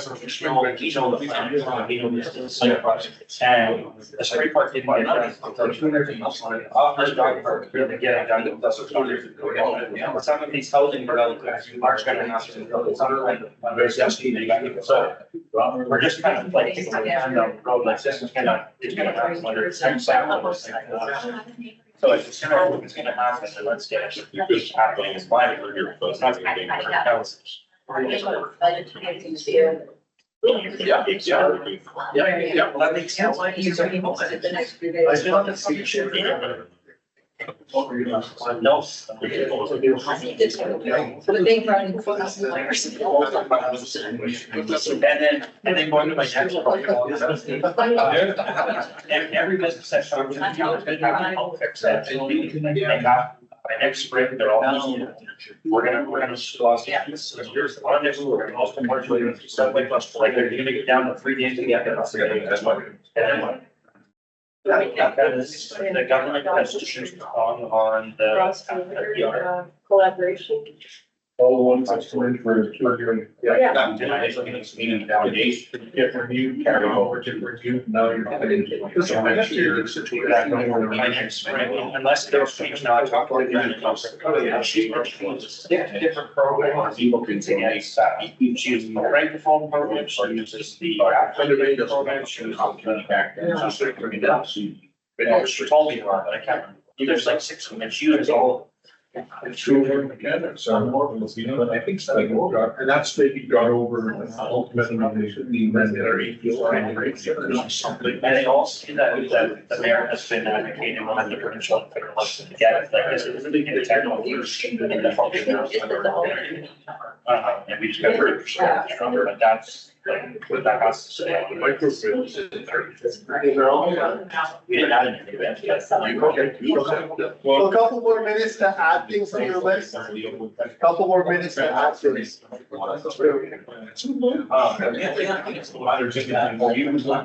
one thing I was thinking about, that's CIP is really. Yeah, like, immensely.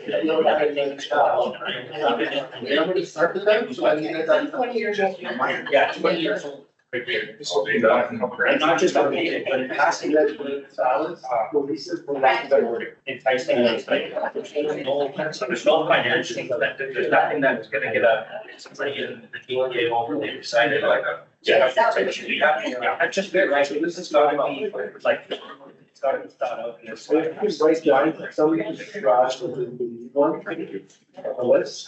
It's not a good opportunity, it's gotta be on the best, it has to. Because it'll help you do, you know, the last industry and it'll help you. You know, like, right, and like in that CIP, you could even make sure that BIA is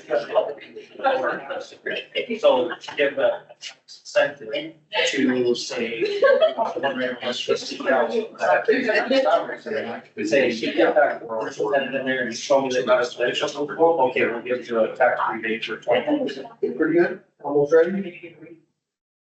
They're doing different functions though.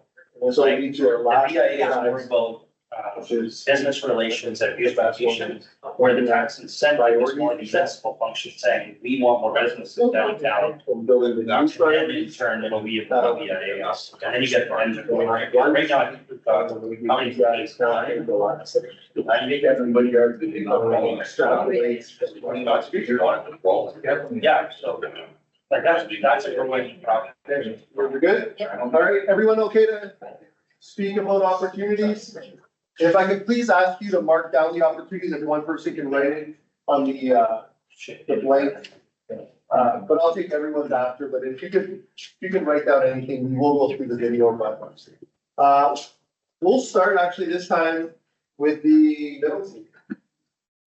Okay, we wanted to expand more on partnerships, especially as we work collaboratively for Point Harbor. We definitely want to create partnerships across the board, discussing even reconciliation and shared services with other municipalities and communities. Industries, to expand on that, we have the opportunities to make spin-off industries, such as the production of hydrogen from the biomass, opportunities to expand education to create specialized workers, especially in research operations. We discussed the community improvement plan, the community safety wellness plan, extension of residents, to attract new workers, including people of other cultures, such as our immigrant workers. Sunny Cove, gateway contracts, shoveling the wood yard, and we want to carry over the community foundation. Okay, good. That's it, list. Table to my right. All right, largely we like the opportunities that we set out in 2023. We didn't have any changes to those. For 2025, we wanted to add indigenous tourism, look at cross-border tourism partnerships, and better utilization of the MAP committee. Okay, good. What was the last one you said, John? Better utilization of the MAP committee. You want to say that, good. Table to the left. On top. We just kind of flushed out more of the CIP that it's outdated. And we're hoping that we can have a more, attractive and incentivized plan. We also said the importance of maintaining our level of new Canadians in our community. Just that a lot of businesses are under a lot of pressure coming into next spring. And then we're really big backers at the table of the community foundation to raise funds for community property priorities, sorry. We just understand that to have these things, we do rely on some level of fundraising and contributions from the community to have some things, like example, like the spray car. Oh, and we wanted to admit the electric car. We don't think that that's a viable opportunity anymore. Okay. The CIP comment, building official Burrows couldn't make it, gets pre-plans. He was really big on that. Is there, a desire to be really aggressive with, the updated CIP? Again, hard to quantify. Municipalities will do their CIP and they'll stay the course. It won't be overly aggressive. How aggressive do you want to be as a municipality within it? How much do you want to see change within a community improvement plan? Any thoughts? I think, so much of our focus is on economic development, that we need to be aggressive with it. We need to do as much as we can to attract investment. Okay. So incentives, thank you, loosening of rules as much as we can, but really, we're completely open to business. Some people are the opposite. You're a suburb of a major city and your growth is too fast. You want restrictions, you want to control, you have that ability to control. It's weird. Some municipalities have the opposite problem. I really want to echo what Lynn said. She's right on. We need to be aggressive. We need to really get the word out that we are open for business. Not only are we open for business, we encourage you to come here and we're going to help you when you get here. So we want to offer as many incentives as we can, legal incentives as we can, for business. So absolutely. Eliminate red tape, roadblocks. Right. With pretty consensus on that? Any objections, sort of? Because that comes at a cost, right? You're gonna have to give away things, loss of revenue, but residual benefits. Okay, I think we heard that loud and clear. Okay, our last exercise. This last one was very important. This might be the most important one. These are the priorities that we've set in 2023.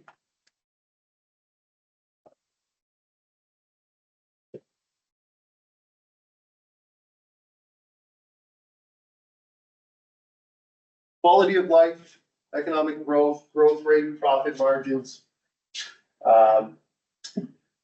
17 subsections. I want you to go through the current priorities. Do the same as you just did with your opportunities. And then there's a following page after. And actually, I'm going to change up the groups for this one. If I could get Councillor McTaggart and Councillor Mackey to switch, sorry for the disruption. It's a good to get the floor of the. I will not do so much. Yeah, for like. I can get. If I can get Councillor Morrison and Jeremy to switch. Sorry, last switch. Well, it's important.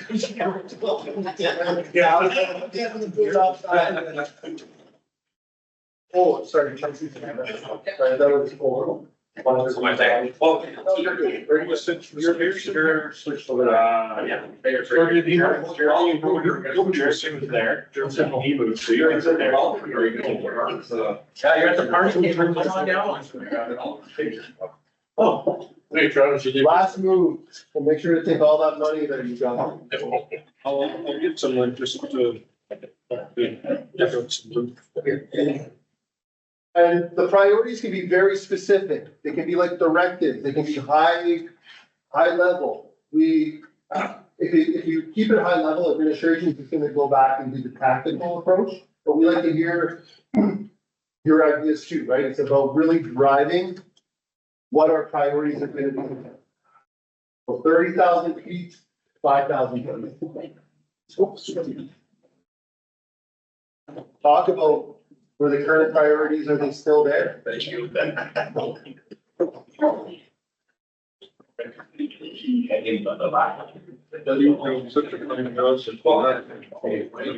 Yeah, sure. All in favor?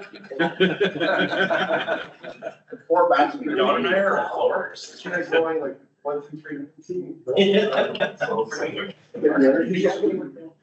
Maybe you can help with this economic growth number 2, considering. Is where. Could really Oh, did it? do anything. I'll recognize the word. It's all with the back. You can develop ideas and. Yeah, let's go column by column to divide this and let's. Yeah. And then it was. Both rate and profit. Oh, that's what you get your problems to. Like obviously the water. All this time you have. First. It all where here is good off you. Yeah. And I stayed.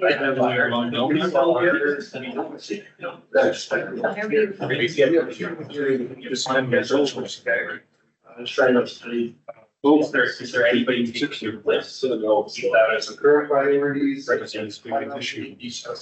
What are you? New categories, so So that's something we that don't we're have gonna to. do more. They want more staff. State customer tax. Transitions or that. So y'all can bring back to school here. Because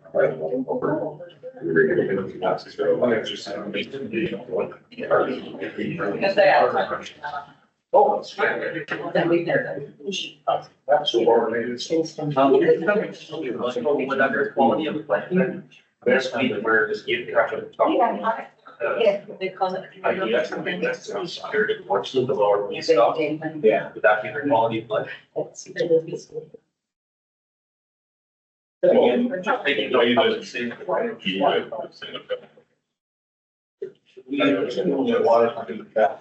And cool. Specific. I think it's still public safety. No, there's no, that's all. You can get one of them.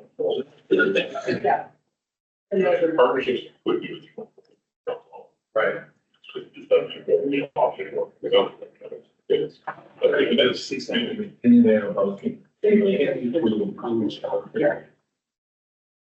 With this startup, it also cover people.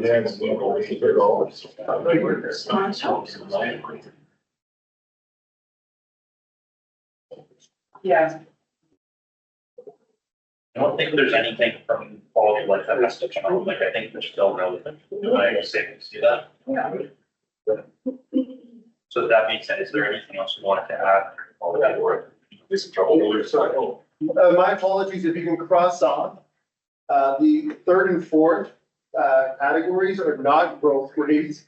It's municipal services and infrastructure is the title. And the last one is partnerships, not profit margins. That was the template. And I finalized that at 9:30. Municipal services. Municipal services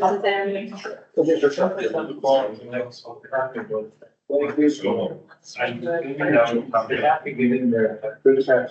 Market square needs to. It would be affordability. Number 6 here, So does that include like next 12 years, straight to the next level. Affordability. So that should that be like. Ready? Yeah. Well, certainly since some zoning stuff, but they can. Break up dollars. I think if we lower it back, I think. There's a lot of Last week, we had some funds there. We had exploration, so. as well as driving. There is like we have just said, we have like fantastic bedroom community for those. Staff. And I've already seen trends like where we've got people working in the mine, we've got people working in the well site, but their families are still here, so to me, that's quality of life. It's not just. Where it's should be increasing our research first, if they were, and then we're still not doing that, so it's not. Find that, but it's. But our problem.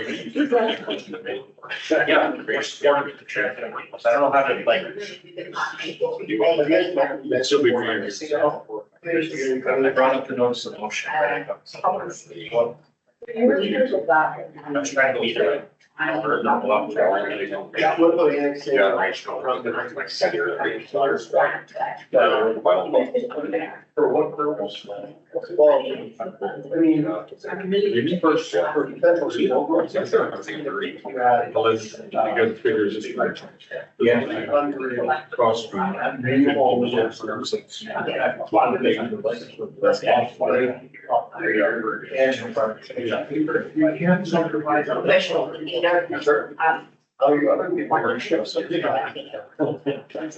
fine.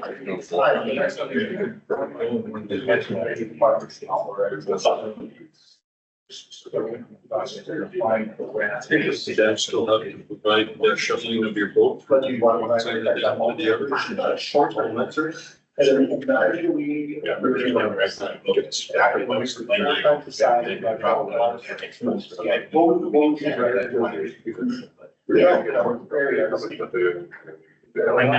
to counsel. It's loud for everyone.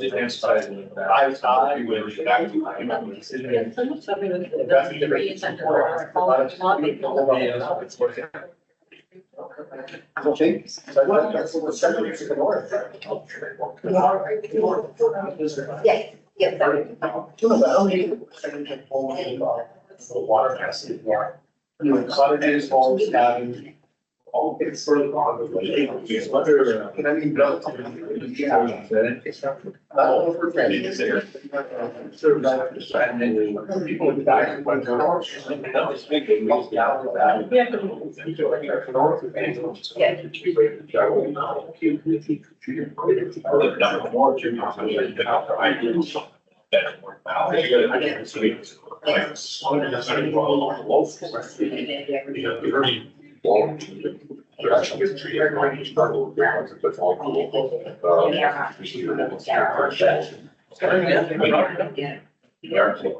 Yeah. And what's on the town board, like, is it this capital? It's not part of this capital, only after standing or where there's another big slide there. There is, they're only years. How do we define, transit anyway? We've done that. We're not gonna. Get what I'm saying, right? Okay, so it's, it should be for more. Local. Yeah. Finding your. When you say, addiction. One. Yeah. It's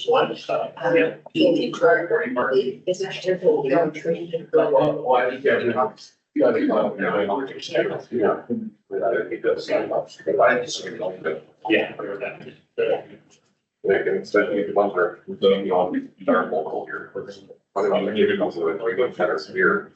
The only set back, only, we're selling about 800, almost people are coming here, most of them are out. I don't know, lost over, but they're not more likely to get, well, you do have a speaker center, well, if you're, that's, it's really much a offer. But it's like, they only service locals, like, First Nations in our area. Keep families great, I'm not sure. And we also see center, that's barbecue. Not always. A lot of people around, so hard to figure it. Especially how low. You wanna make something good. We are. And improving the quality of national residential. Even your children having to stay here, well, that was like, I'm driving. We got the ability. Or more, sorry. You know what I mean? Like, how many times you see the idol. So to me, I think that's a priority that we want to maintain and.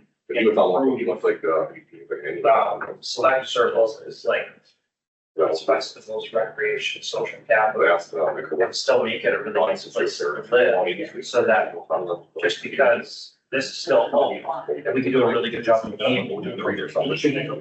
Their aggressiveness to make the transition. Yeah, I don't, is it, it's like, only to do it back, it's like, we're having a traffic. Yeah, we just need, what kind of threat will mark the work, you gotta get this across the street, right? EV's glass, and they're doing, trying to get it, rotating it or tell them every. I'm not saying this is actually, but there's money is always best. I think we're still. Is there anything else under development that we want to add? It's in Canada, so today. Economic growth. Way less. So you have only like 20 people come. Okay, so then let's lower the amount, but on the sweet spot, because let's say it's 20, that's open all the regions. Right now, I do, my limit. Yeah, we can at least work through on these, but yeah, if it's much neater road document that doesn't have any. There's no any specialized. Train station. Right, so they migrate to the areas that we can find them out. And then this 300 like that's where you kind of get your. But I never had any, so we opened up like, I never had any, we had, member talk. But I walk around. These 10 Ryan's, first build, right, that makes it help for me more. Really on that bridge. I think maybe. There's no kind of ways to go, but I wouldn't necessarily say or like lower or two. So maybe not increasing that, like, what's going on here. I'm pretty convinced that we spoke about that we want to get on at 7:30 in the morning and we'll have with the show on. $12 you're in there to get that. I think that was like, why would I have them, but they don't have the show, you know, it's full either, there, nobody's over, it's me, like, you are, you're ready to do it, you know, maybe found this something, yeah, to be on the shovel. I think the county has a little variable size facility for almost, there's just a little modular for all the people I see have whole complex. So I think that. And the only way you can get in there is by agreeing to counseling your service. If you're gonna be there, you're on your own. It takes all the to help you. And I'll keep it. But actually, it's something that hasn't been just really great at playing with that. It's just wondering. Communication. Get a certain. And then it's also. Again, financing. No, and we don't have to do this forever. Just, you know, if you're not even coming to back, you just have to bring this. Certainly the communication to the public is.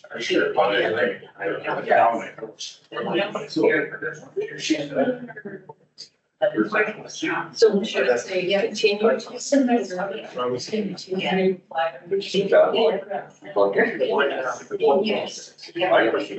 Where the real heavy it's not so much about creativity, it's just finding the branch, finding other things. It doesn't have to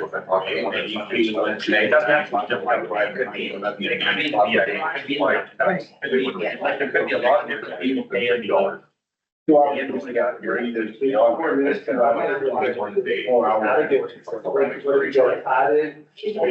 else priority.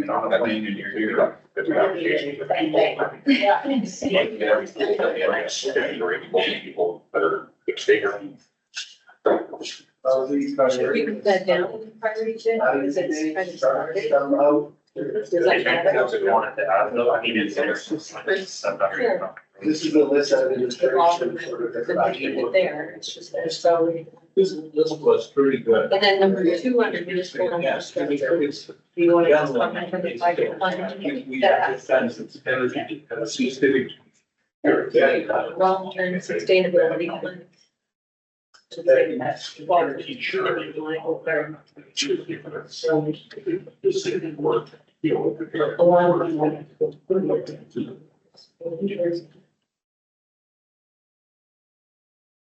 Is there anything we could add? One more minute, and we'll go through the exercise, then lunch will be here, and then Food production. I mean, that's, Yeah. like green belt is, I guess under partnerships, we want to. like we're centrally located in the country, we have rail, we have some major transit, Cardale. I guess that's why I asked, Angela, when she was there, if we kind of, is there anything we can? Is that another one? Well, that is. To that, right? And so, well, we should do some outreach and this stuff is, but I'm like, it's not planning to see the program that it is. Creating cereals, but like, you know, that's one children's cereals, cereals, livestock or whatnot. Yeah, like maybe it's there is like a tree policy, maybe like trees planted down will be or apple trees or pear trees. Like it could stand the need, it's not like a new idea. I just don't know like why, she said it's like resident responsibility now, and shaping down. I know these are disturbed by people. There's something that we're going to do in our DNA is talking about how. And when I was. Like we could grow tomatoes, we could grow lettuce, we could grow cucumbers. And we're actually thinking at the local level, we're planning to work with to do the whole region. So they can either be organized, by district, or it can be. Yes, because the topography kind of stuff is, I spoke with a lot of years, and they said that.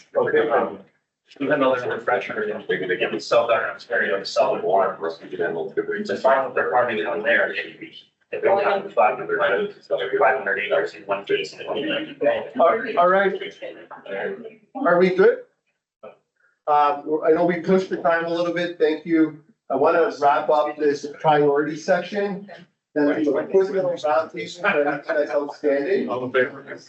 So we'll start with, the priority listing on the right side here. What didn't make it? What's new? What do you want administration to look at with our priorities, as a council for 2025, moving into 2026? So we, just in the first column, we took out the bear clan on the last point because they're no longer around. Everything under economic development, I think captured the things that we talked about. Under municipal services and infrastructure, number 3 speaks to our public communication strategy. So even though we've improved on our communication through our social media channels, I think we need to continue to focus on a strategy. But we did say maybe we could move that toward the bottom of the list because it's already started. I don't know if these are priorities in order of priorities, so. Also under number 2, expanding the use of asset management and the long-term sustainability. We thought maybe just putting in there something about the 5-year plan. And under number 5, the create means to attract or acquire labor resources. At the RRDMA, we've talked about a video to attract people to our area. I just wanted to mention at the NOMA meeting on Wednesday in Thunder Bay, Doug Hartnell commented on that, and there was interest around the table to possibly apply for a grant at the NOMA level and doing something that could be embrace the whole region as a recruitment effort, as well as breaking it down into individual districts so that each district would have their own. So it wouldn't be something necessarily that we would have to do as a municipality, but it is something that would fall under that category. Under partnerships, number 3, lobbying the province to explore more local treatment program options. So just a little bit of wordsmithing there. And I think that was mostly what we talked about. Anybody that are listening? Bing. Okay, perfect, thank you. Middleton.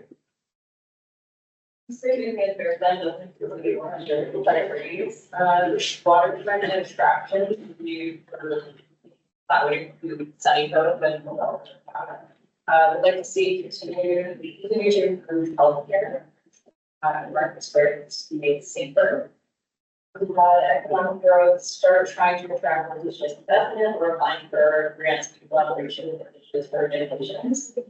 Community services, making strides in homes, work-life balance, for staff, and environment protection employees. Well, we need to do some of our environment protection employees. Your health is work with city, we're working towards getting encouraging and government. Under partnership, we have supported the Deciding our apartment now. Foundation, potential with provincial government to expand on the trade program, the program experience special impact workers who be in the streets, and then we are program. Okay, perfect. Last group. Yeah, just echoing what I said already, but we wanted to make sure under quality of life that we address affordability, anything we can do in housing and inflation.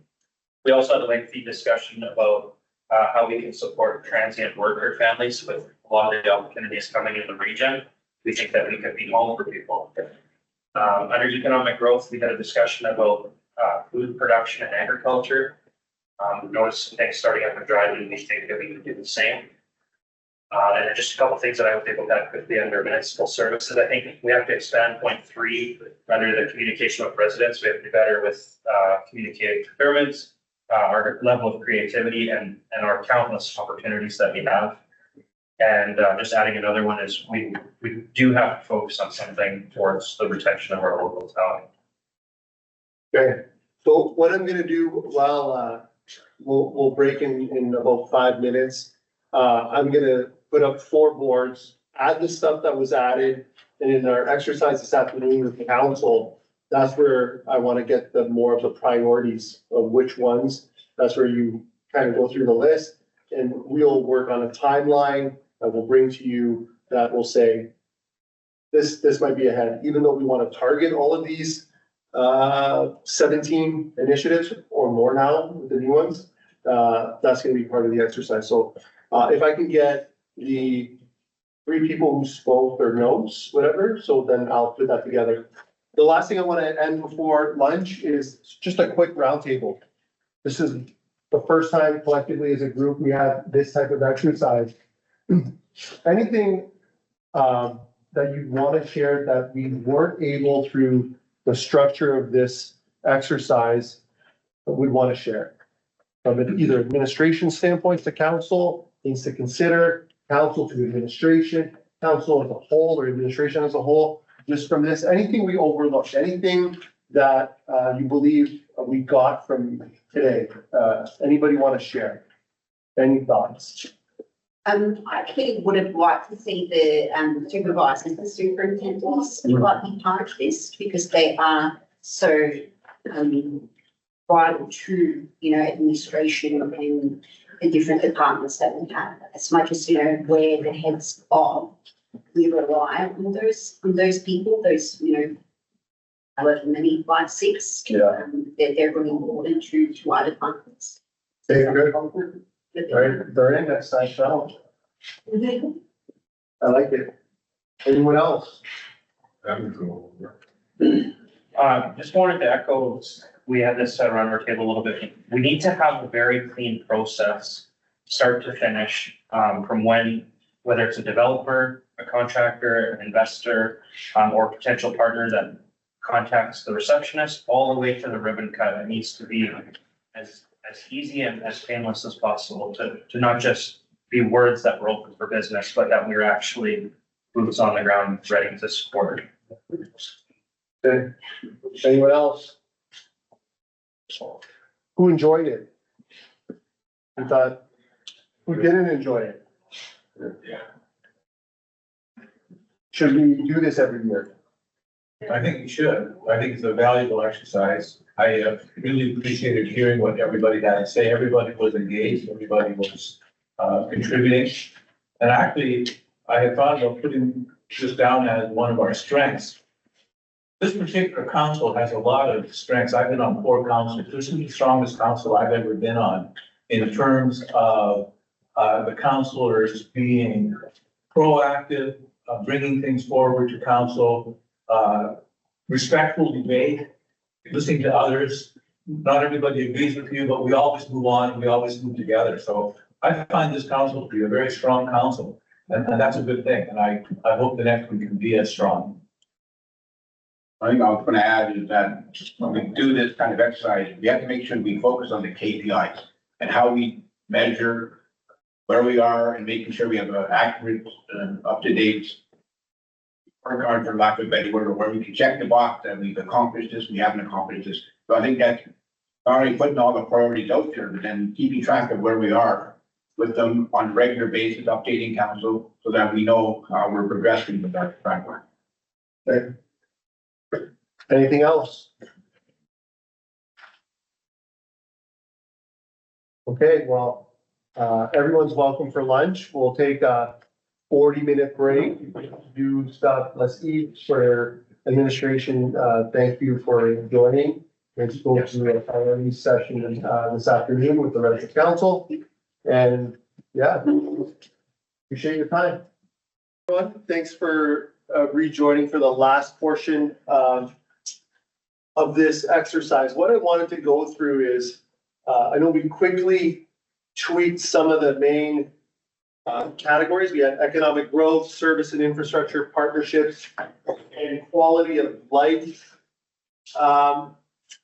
I added a few of them that we've talked about in the last 2 hours. An example is Shevlin Woodyards. Where does that become? I want to be able to not just look high level, but like, I want you to be able to prioritize certain things. One thing that's not on any of these, and I wanted to work collectively, was, it was mentioned a lot, was Sunny Home. We can put Sunny Home on quality of life for the community, we can put it economic growth, I mean, difference, any preference of where you want as an option. And then we're gonna go through different exercises that I'm gonna snapshot based on the question, and then you'll be able to put more stickers later. So I'll take care of that part, try not to overthink it. I'm just trying to tier different appetites for what you want. So where would we want Sunny Cove? Economic growth. He did that or services. For this, one of our services. Who wants economic growth? Who wants, okay, that's 3. Who wants services? Okay, so we'll just put it here for now. Is it a little indifferent, but Guess it'd be dependent on what you do. right. Right. And it's just for categorization. Okay, anything else that we talked about this morning? That was big things. We had Sunny Cove, we had Shevlin Woodyards, we had housing was a big one. Infrastructure came up nonstop under infrastructure. I wanted to almost reword that because I want to be able to isolate big topics for you to decide. Is service delivery and level of service priority a better way to write it? I have no thoughts. We had MSC to services, Well, MSC, okay. Any other? and I don't see that on any of the boards, right? That's good. That came up. That's it. What else is on the list? Anything else you want to isolate? There's different ways to extrapolate that stuff. I just want to make sure on the first question. So you have your stickers. What I'd like to, for everyone. Can I Yep. just throw one other thing, partnerships, the partnerships with council and administration. And we got away from committee meetings this year. We changed our system. And I think that there has been a bit of a drop in the communication back and forth between council administration without committees there. And digging a little bit deeper into issues and having that discussion. And I wonder if that ought to be, Karen, I throw that out for your consideration. Yeah, I think unless there's a report from administration, we don't really have the opportunity to bring things up. You know, I mean, we can call the SCAO or we can call the director or what we call them. Managers, yeah. And get more information, but sometimes I might do that individually, but not everybody else. So here's the result of that conversation. Yeah, and our process is only to give us like 2 questions when it's in council meeting, so some of those things do require a little bit of depth. I look at that as a partnership, between council and administration. I don't know who I was sitting with at lunch. I just mentioned that. It's so different than what I've done and what other municipalities do. It's not totally unique, but having no committee meetings changes the dynamic. That's why I'm trying to do stuff like this every year. Is one way to talk to staff. I encourage council staff manager communication all the time. Some municipalities don't like that or don't do that. So we have that. But then now it's 2 choices. Is that enough? Or do we revisit something that's big? Like that's actually really big to implement with the new clerks, a new CEO, to go back to that committee thing. Is that something you guys? It's tricky. I just don't like, the city of Thunder Bay, I just want back into the desk. My opinion too, I think there's more public input at a committee level, they'd be more willing to come forward with a complaint or an issue or suggestion at a committee level than go before council. Right? If committees are coming back, I'd like to see that it's an opportunity for the public as well to speak on a specific issue that's come up. That they can, if there is what there, rather than formally at council, I think there'd be more public input if we had. I think rather than going back to committees, is to have some sort of report that opens up the discussion. Because right now we're pretty limited as to what we can do that's on the agenda. So if we had a report, because we used to get reports from bylaw, they would show us how many, things they dealt with. We used to get a report from fire services that talked about how many inspections they did, how many fires there were, different things. So if we could have reports from each division on our agenda, and that would allow us then as counselors to open up some discussion. I heard this recently, how did your department deal with it? That way we're still following the agenda, but we're also getting information that we used to get at the committee level. So would we want to look at the way to execute it, which that's like a hybrid way? One, I might be speaking ahead of my understanding of it, but what if there was an infrastructure and facility or, O&F They already do it. committee with council that's broader, where you meet with them, do you want to consider all the options of being able to have an alternative to committee meetings? I guess I want to take your point and the other options. You guys want to see a report with going back to how it was, keeping it the same, or a hybrid approach? I look at options. That's what you guys would want? I think I'd lean to the hybrid if those reports were to come on the Monday before the council meeting, a week before. So that then we can reach out to the manager of that report or the author of it. If we had any questions, and maybe it's by email, and all the council gets my question. So then they get the answer, and so then there's communication there. If there is anything, there's a discussion in relation to that. And then it comes onto the agenda and is put forth the following Monday at council. Versus it gets put on Friday and Monday we're dealing with it, and they don't get a chance to talk to anybody. So I think if a week in advance and we have time to interact with whoever that person might be, and then communicate with all the counselors, so everybody's getting the same information, not just me getting told on there, then. I think Councilor Mackey, possibly I have a good idea with a hybrid. I like Councilor Mackey the same. We could, with the reports, they could just be scheduled. We're gonna get reports every 2 months, or however we want them. And then once they're scheduled, they go on the next council meeting. But I like that. What would you want in those reports? And I think you were alluding to it, what what I'm curious to solve is to drive new actions to come to council. Right, if you, committee usually drives action and then goes to council for decision to be done.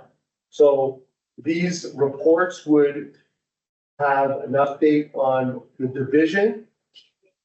And are you looking for interaction to drive things instead of doing notices of motions? Like how, like, is that what you're seeking, sort of, like? That's what I think that's kind of what has now spurred the notice of motion, is that we used to have that ability at the committee level, and now we don't.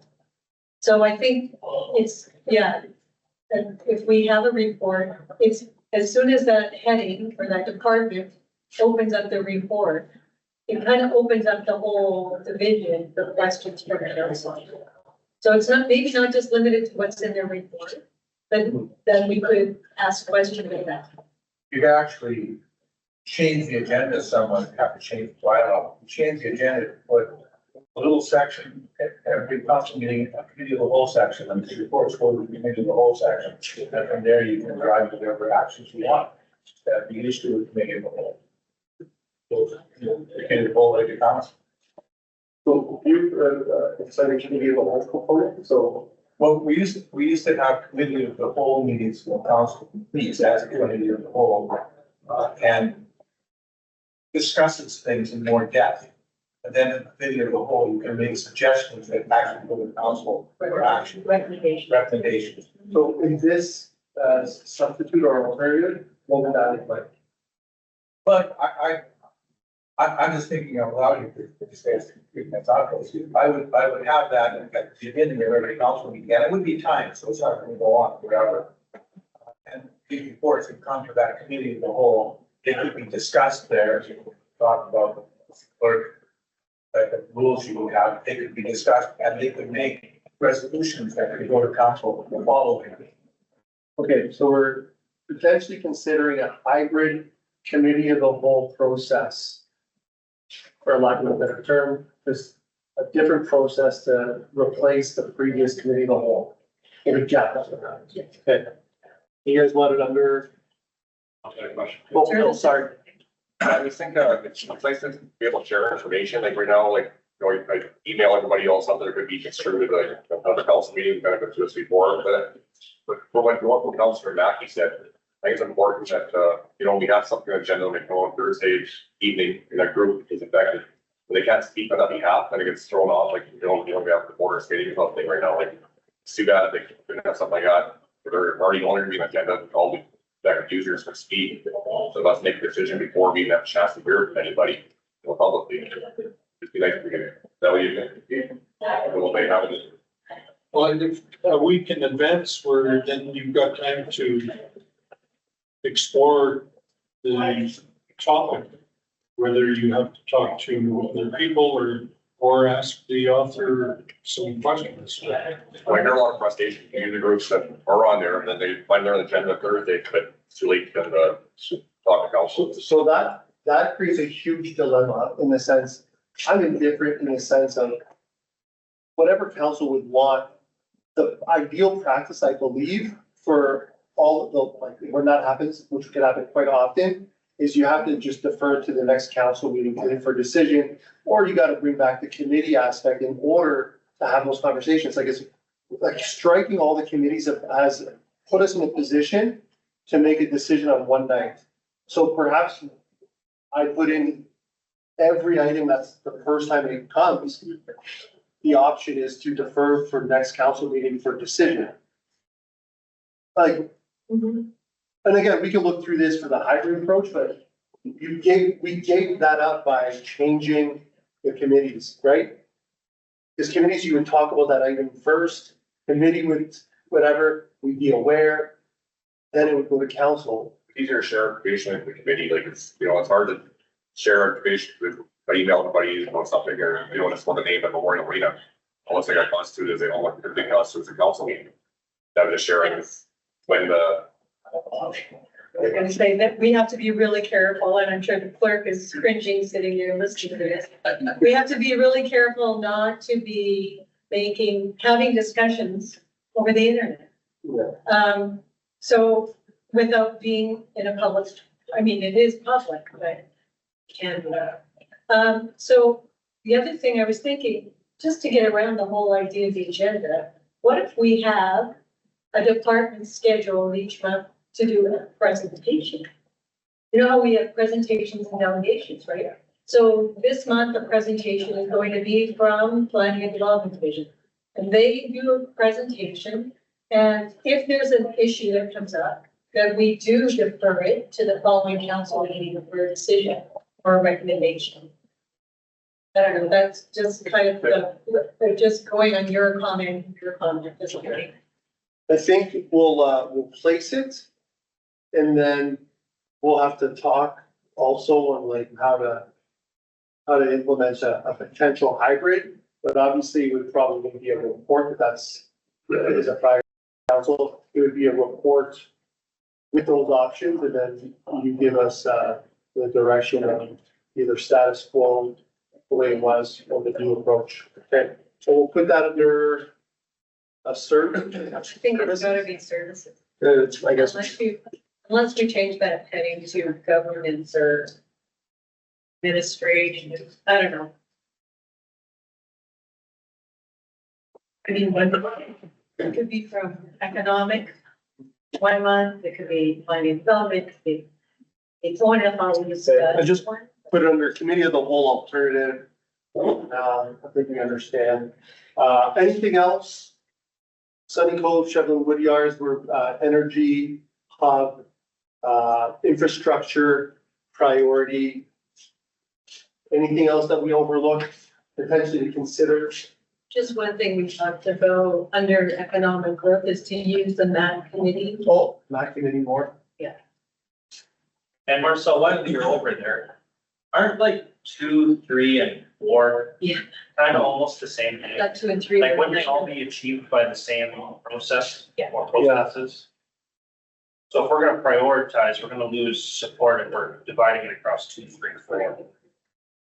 Yeah. I mean, unless I'm mistaken, but, I thought it was. okay.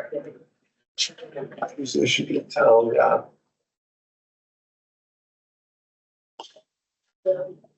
Okay, if you could use, 3 stickers each. You get 1 red sticker, 2 yellow. Red is your fiery, most important sticker to use. Get right in front, right there. In front of you. My pen. Oh, Okay, red's most important, yellow is what? yeah, you have 1 red, 2 yellow. This is just the first step. We're gonna do more. Select the ones up, on the 4 boards that you believe are of highest priority. Meaning, absolute, without a doubt, it has to be in the top 3, you believe. And then we'll go from there. On each, No, 3 total. Out of, you get 3 stickers, 1 red, 2 yellow. I mean, on each We're one, gonna do 4, no, just on total. Oh, wow. oh, Then we're gonna do more, but this is just to demonstrate. And I'm gonna take a picture of where we are for the first level, where you are. Then I'm gonna go through a prioritization further, take a picture, snapshot of that, to see what falls within your realm. So we could put all 3 on one board if you could. thought. Like if you think it's. You have 1 and 2 yellow. Running most board. Red is your, you get 1 golden ticket, which is the red one, like 2 yellows.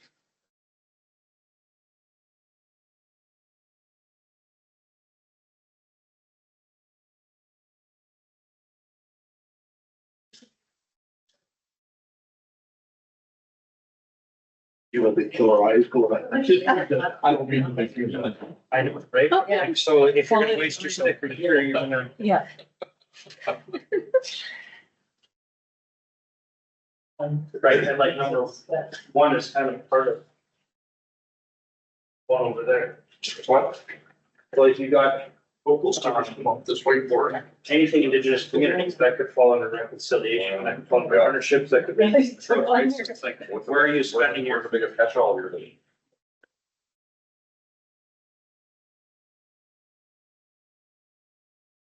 right, in partnership with Indigenous, right? So you've got one there, one there. There. Those for the three. I'm just taking. I don't want to be sure. Partnerships. Yeah, that's what I was just saying, because it's kind of on that board, this board, that board. Somebody added, actually, so. Yeah, so 4, 5, 7 are almost the same activity. Yeah. That's for that one. So. I just assume that, yeah, it's like that's your human capital.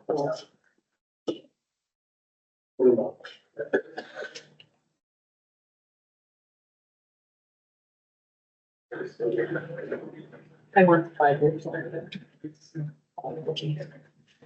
I got a yellow sticker left. Well, even 1, 2, 3, 4 all the same time. 6, 7. We're all coming. Well, I would say 1 through 4 kind of are, right? I get. Towards the night report. And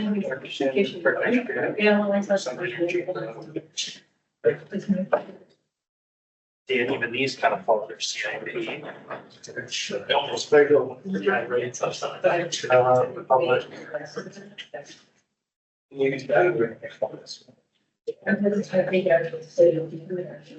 No, more than like. Yeah.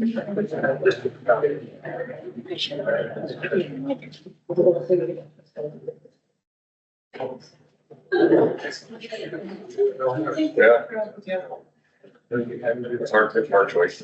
Which of the two more situations? One.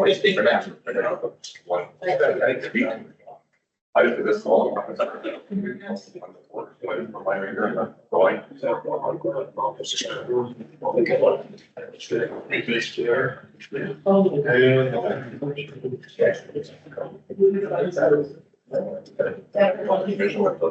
And Marcel, some of these don't even take. Get some money necessary. Yeah. Well, you do, I had that. Well, they take time. Yeah.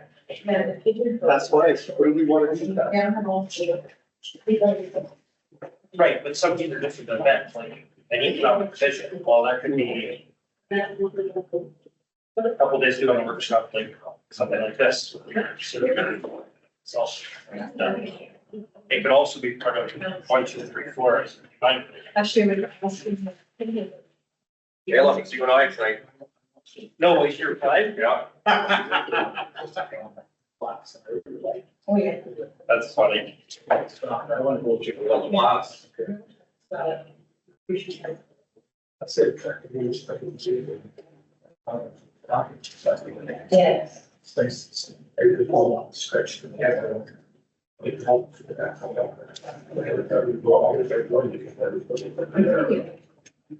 Something.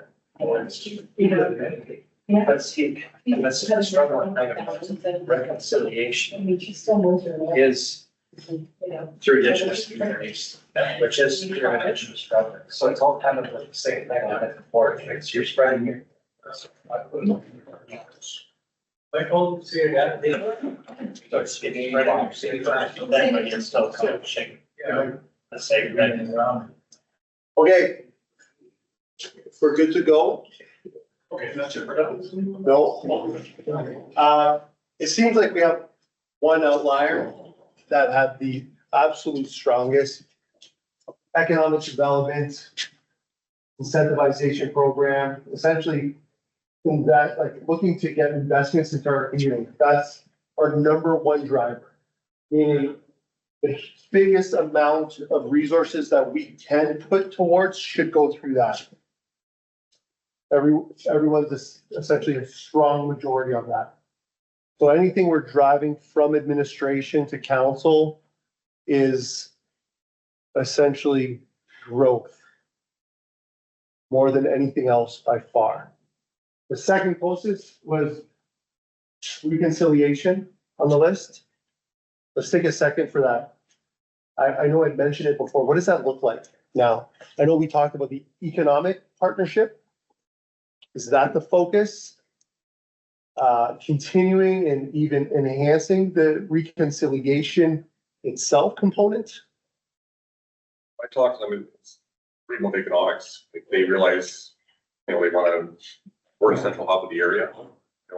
Everybody passes through here and stuff, so when I talk to like some of the chiefs and councils, they wanna work with us, and sometimes makes economic, whether it's tourism, some way to get the people to stay in the whole area, the whole, and maybe develop tourism, or even boat tours to maybe do some monocotting or Northwest Bay, something like that. And then have some way, some reason, like, maybe in someplace, some tourist related communities. I'd like to see a report, a regular report from the Indigenous Relations Committee. Again, there's a few members on council, we don't get all the information. I'd like to see it more at the forefront of our agendas to talk about it. I know the health unit recently engaged with, the city of Thunder Bay has an Indigenous Relations employee. And they used that, resource to, we're gonna look at redeveloping our acknowledgement. So I think there's some, I'd like to see a regular report from the Indigenous Relations Committee. That's good. So is it safe to say, to the first point we alluded to, let's say we had a Indigenous partnership plan for growth. Imagine we had funding to create a plan of tactics in order to maximize our opportunities for investment together. Would that be something council would like to see? Something more formal between our neighbors and us, with a plan, a 10-year plan, as an example, to start working towards financial partnerships also. Well, I know somebody from one of the communities already got economic development stuff, work with all communities. So we're getting a little ahead of ourselves in this one. You have an active committee of council that's working on this, that's in the process of developing a reconciliation plan, which would have all of this in it. And it's gonna be coming to council with suggestions. It's also gonna be reaching out to many different communities for input. So I'm thinking, you gotta make your mind up which way you wanna go. If you want your committee to drive it, then let the committee do its work. If you want council to drive it, then why do you have that committee? So. Okay, so far, we have a huge focus on growth, investment, attraction. Say one more thing. If we're looking at economic growth plan, so to speak, I think the only question is, under that plan, is there a difference between regular or non-Indigenous developers and Indigenous developers? So that, I think within that plan, you may want to have two different, subdivisions, but other than that, I think reconciliation itself is more about what the Indigenous Relations Committee, in my mind. So we expand that to include the Indigenous component of the subsection. Now, this is kind of one of the things, so, I don't recall, there's a recommendation from the committee coming to council, council's gonna have to start putting some financial resources in it, so the committee will be asking council in the budget process to commit $10,000 to the committee so they can actually start doing this work that we're discussing right now. Great. So that'll That's be, part of the budget process. okay, so that'll be a good segue. If that's coming up, that'll give us, or you the opportunity to discuss what's that, we think it's. Okay, so we have that sort of settled, reconciliation. Even though there's only 2 dots, but I heard throughout the theme that constant attention and prioritizing our infrastructure for the next 20 years, lift stations, et cetera, water treatment plants, that's a given. I kind of count that as a third, even though people didn't use their stickers.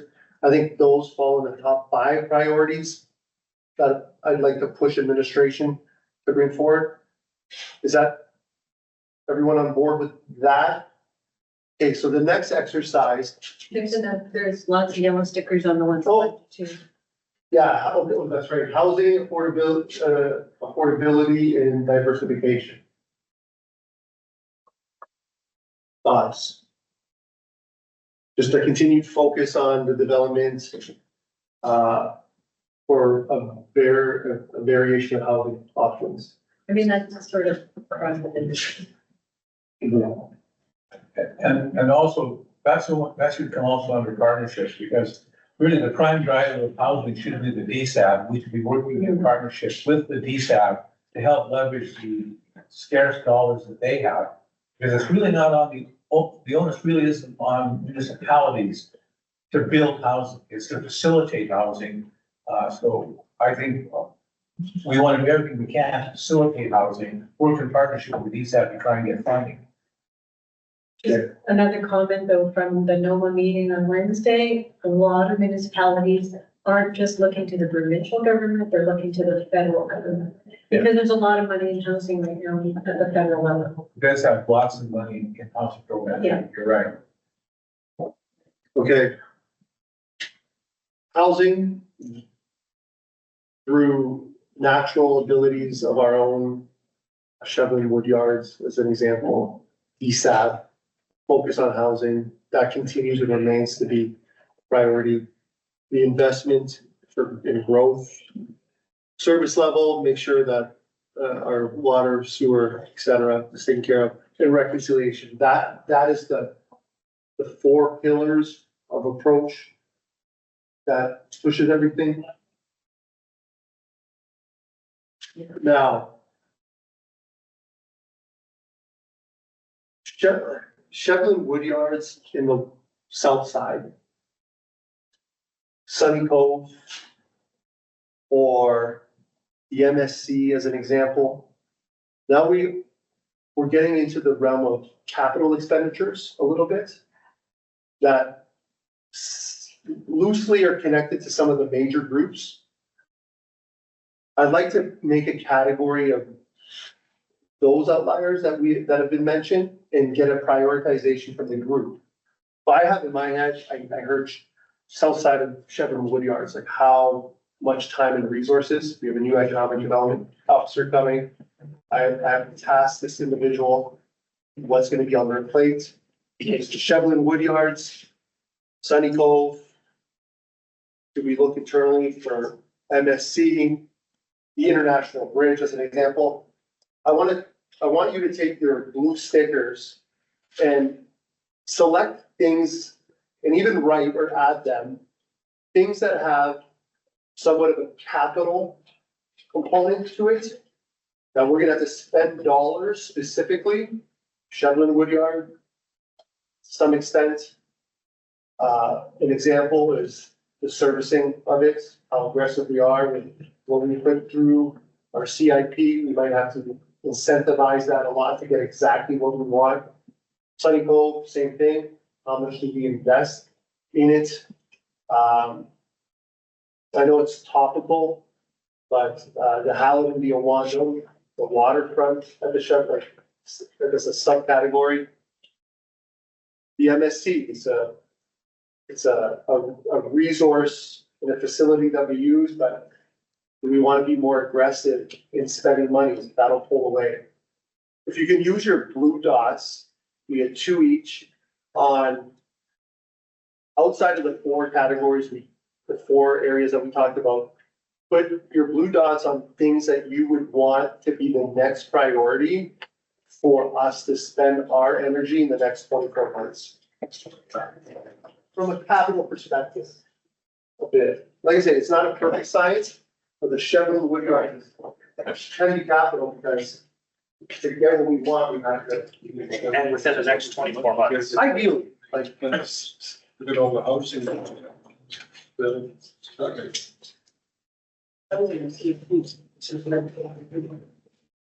Oh, no, just run me over, it's okay. My delicate flower. Problem with the Woodyard because What? we've got no active building permits yet, and you said the next 24 months. But it's resources, time, Right. staff to prepare everything. That's John, that's Yeah. EDO, that's Travis, that's right. And then I have to take stuff off people's plates, right? Only two. Just out of here because I think this will really carry.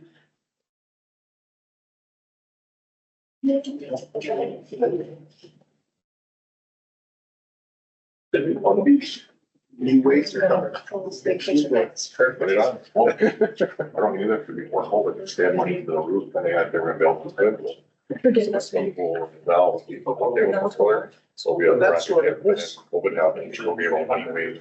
Lost, get the pension back. And then get the pension back, that's before the happened, so. Should have been awesome, maybe just send it to Chorus. Yeah. But it was- You got your two. That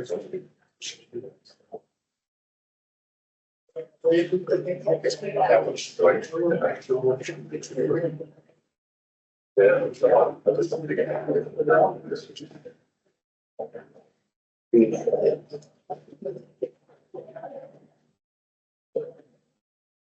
It's a little, like, what are we talking about in terms of MSC?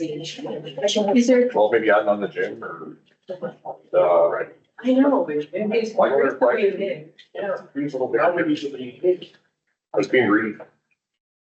Yeah. But I mean, the gym is so full, or so it's either the gym or it's so. Over capacity is good. Well, remember, this is an exercise that if you prioritize this, then administration works on solutions to make it better. You're telling us your like, this is really important to put focus on. So that could be rehabilitating inside. That could be additional preventative measures. See, I'm not a big user of it, I'm those. So maybe we're working here in bit, but I'm personally, not to get everybody uses there. I tell you, cultivating is the hospital, you go for it. Unless you don't go for this, unless the shoulder or something, or the elbow. Yeah. So I went to see her the other day, I've never met anybody, if there was an hour, whatever. Well, but she got told about it. And just, yeah, we got her shipped down. She said, and she's cut up a loose. First, so I think we kind of.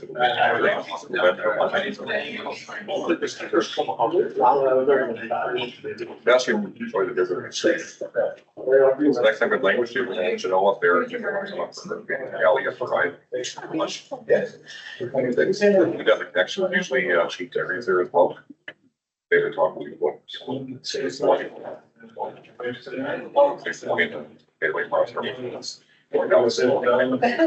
Especially too with, healthcare. So I started with Innovations Health. These colleagues are working. There is a spray, Director. there is a spray, you can use that. Yeah. So it was like, told me if we do something like that. Okay, are we good? Yeah, I think we're all done. 3% more there. We gotta do the same thing. Okay, Shevlin Woodyards. Pretty, that was a little bit self-explanatory. South side, big focus. Topical things, obviously housing, we don't want them, but like. It sounds to me, it's important to council to develop that piece. That's an anchor point, tourism. That's a priority. Okay, that leaves us with Sunny Cove, MSC, and the waterfront attracting to draw regional cross-border tourists, so gateway stuff. That was a last second edition. Let's take a moment and talk about MSC. I know there were some discussions. Yeah. I think we've invested a lot of money already, and I think there's always room for improvement, there's always more you can do, but I'd like to see us pull away now from them and see if maybe find other areas that we can manage. Or a fire line besides. I agree with that. I think we need to maintain it. With the MSC, I think we did not maintain it for years and it got away on us. We reinvested the money in it. Let's maintain it from someone else. Who else thinks that? 3, that's 4. Well, just want to say as a user, the workplex, probably 5 days a week. Prior to COVID, there was something like grant, they were talking about adding on the swimming pool in the library parking lot.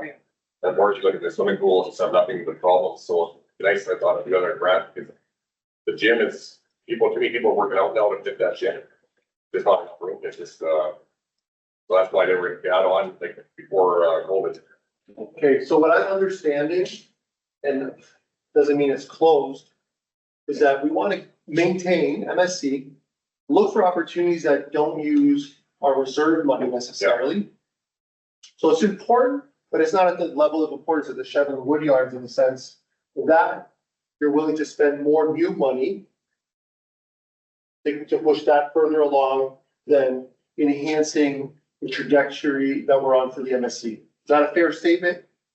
Yeah, I just want to make sure it's clear that MSC is really an important community focus and it gets used every day, year round. So, yeah, I don't think we need to put a lot of new taxpayer money into it, but certainly we can keep applying for grants and using the grants to drive improvements where we can. Yeah, agreed. Great.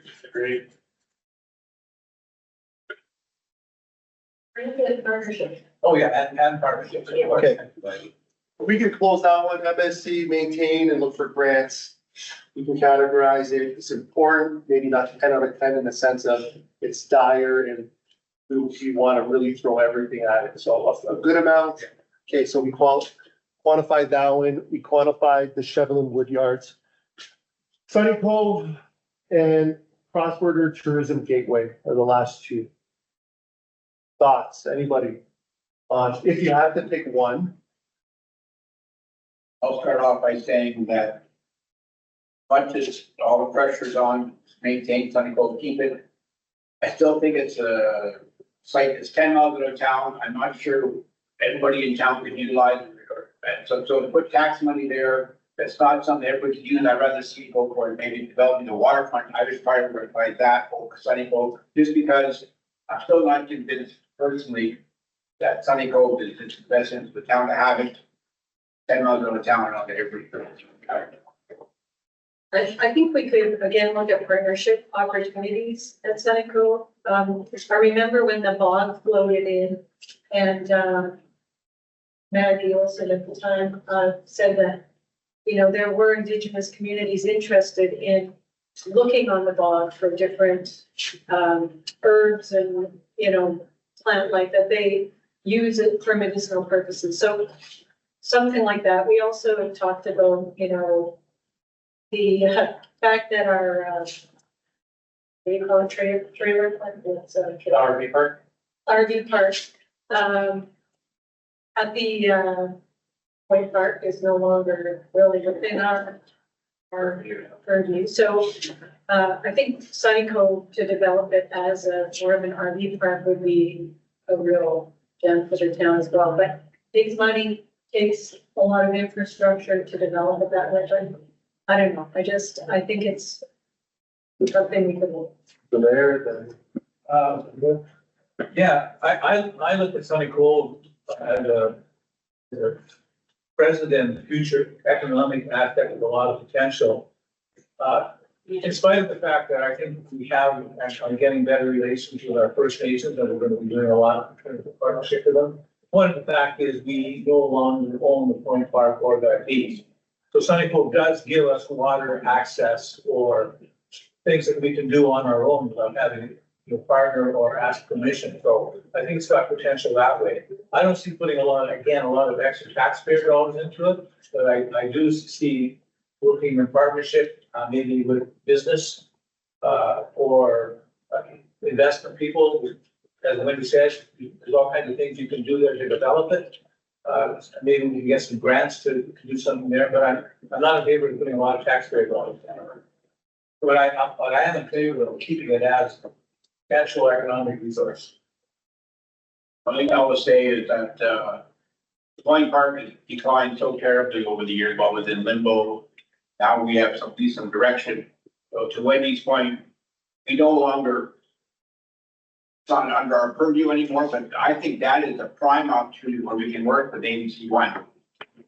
In partnership, develop that land, so it's a nice campground, with a nice park together, and so that to me would eliminate the need to have Sunny Cove as our water access, but I think we can still work together to improve the Point Park, and that's where I see the reconciliation and then the opportunity to enhance tourism, et cetera.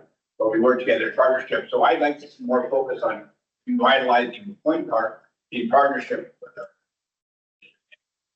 Also, Nike, Well, first I'd like to know how much we're spending to maintain that Point Park and how much we are now saving not maintaining it. And in light of what Councilor Ian is suggesting is, and then for discussion, throwing $100,000 out, if we spent $100,000 babysitting that property, well, there's $100,000 that we could utilize towards fostering reconciliation, working with Agency One to do stuff with her. Having said that, Sunny Cove, we're talking about doing all kinds of different things, but we forget that the agreement with Qantas says that there's parameters on what we can do with it. If we're going to go and do something contrary to what the agreement is, there's going to be some issues with the Qantas Club, I suspect. Because I can tell you they're not happy with how it's been left to go to rot for all the years after they gave that $1 million plus property to the town. So somewhere there's going to be some discussion need to be had with Qantas as to that property anyways. And shouldn't put the cart before the horse there. I think I'll approach it. There's a lot of comments on Point Park. How much interest is there to prioritize that immediately for the partnership? I believe Councilor Bean mentioned that could be a partnership, an economic partnership, an investment there. Does that move up the list a little bit now? Would that potentially move Sunny Cove a little bit later if it had to? So let's say there's appetite to do both with Point Park, and that those opportunities come first. And I would direct staff to go work on that more in front of their desk. With Sunny Cove on the side of the desk and hopefully have some opportunities. Me, Point Park takes priority in this town. I just think it's there might be a good deal to be had there. Everybody seems really open and willing to, engage in some talks with some kind of things. I know they don't have the equipment or the manpower to maintain it. So maybe this kind of partnership be arranged that way, kind of like we're doing in the summer. Yeah. I don't know, I think it might be premature to even talk about that because it's not our property.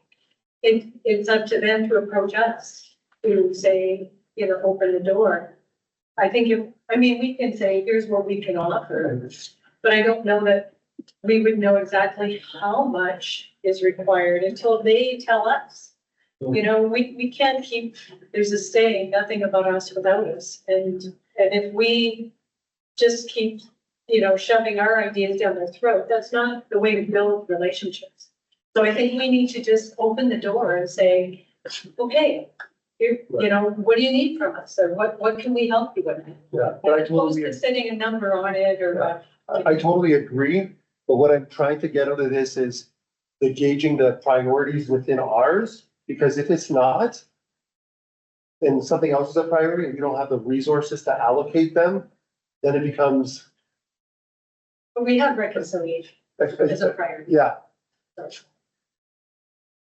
Only I'll say is that Point Park is right here in our community relatively. May not own it, but it's right here. Be that heart of the Canada touring route that they're now trying to develop, get tourists come through and RVs and motorcycles. You come to Point Park now and the campground and they say you only have one chance to make a good first impression. They're gonna say this place sucks. And it reflects bad in our whole area. So I think because it's where it's located, to me, it's a priority over Sunny Cove because it's right there. More people can access it more easily. And it's for people coming through and they're looking at it, it's what we can put out as an advertisement for our community. all of our communities, to say, hey, this is a great place to stop and visit, it's a great place to stay. That's why we prioritize Park Point Park over Sunny Cove, but yet, bearing in mind what Councilor Bernetta said, we're not pushing the agenda, we're just willing to work with them to improve it together.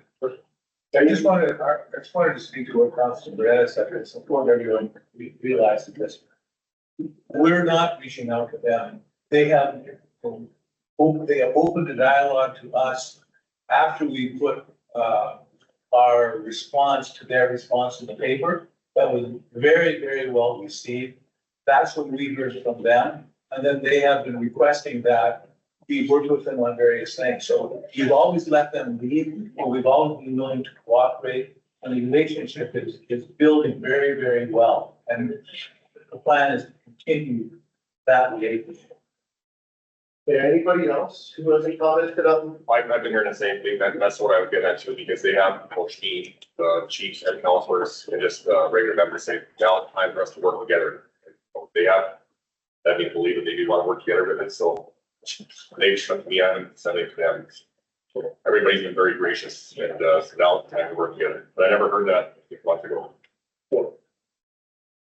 Two other things I wanted to quickly go over. One is the gateway was mentioned. And, there was one sticker on the cross-border tourism. Any thoughts on this? I think if Gateway was there earlier, more people might have put more stickers. It's definitely an economic driver, so they're sort of closely tied. So yeah, if everybody remembers the presentation on the Gateway project, it gives a really good first impression of our community. And we're not making it, that's the point, as Mike said, you know, one shot, the first impression. Gateway will help us. Yeah.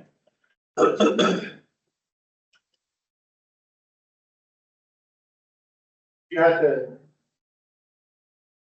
quantify the sense of urgency and willingness to allocate funds that are very scarce. All the things that we talked about on a scale of 1 to 10, 10 being uber important. What do we rate Gateway? Those two variables. I think that it ties back to, the one with the 5 red stickers and the one yellow one. In terms of redevelop, revitalize the downtown. And that ties, those two tie together. We do. So then to peel a layer off, some of these are huge programs. So then we can go through another exercise to prioritize. And what I'm kind of getting at, this is a very big project. Costly, time consuming. But this is, even though it falls in there, it's at the wayside right now. Because there's so many competing factors. So if we're attracting investment in dollars and growth, is that at the same level? Relative to the other things we talked about, the Chevrolet Wood Yards, that's what I want to extrapolate. Well, the Gateway is also very dependent on the bridge. I mean, if that bridge moves or falls apart, why spend all this money when there's no more bridge? I don't know. That's another. Way. Bridge is in kind of political status right now. We're making serious progress with the previous Liberal government.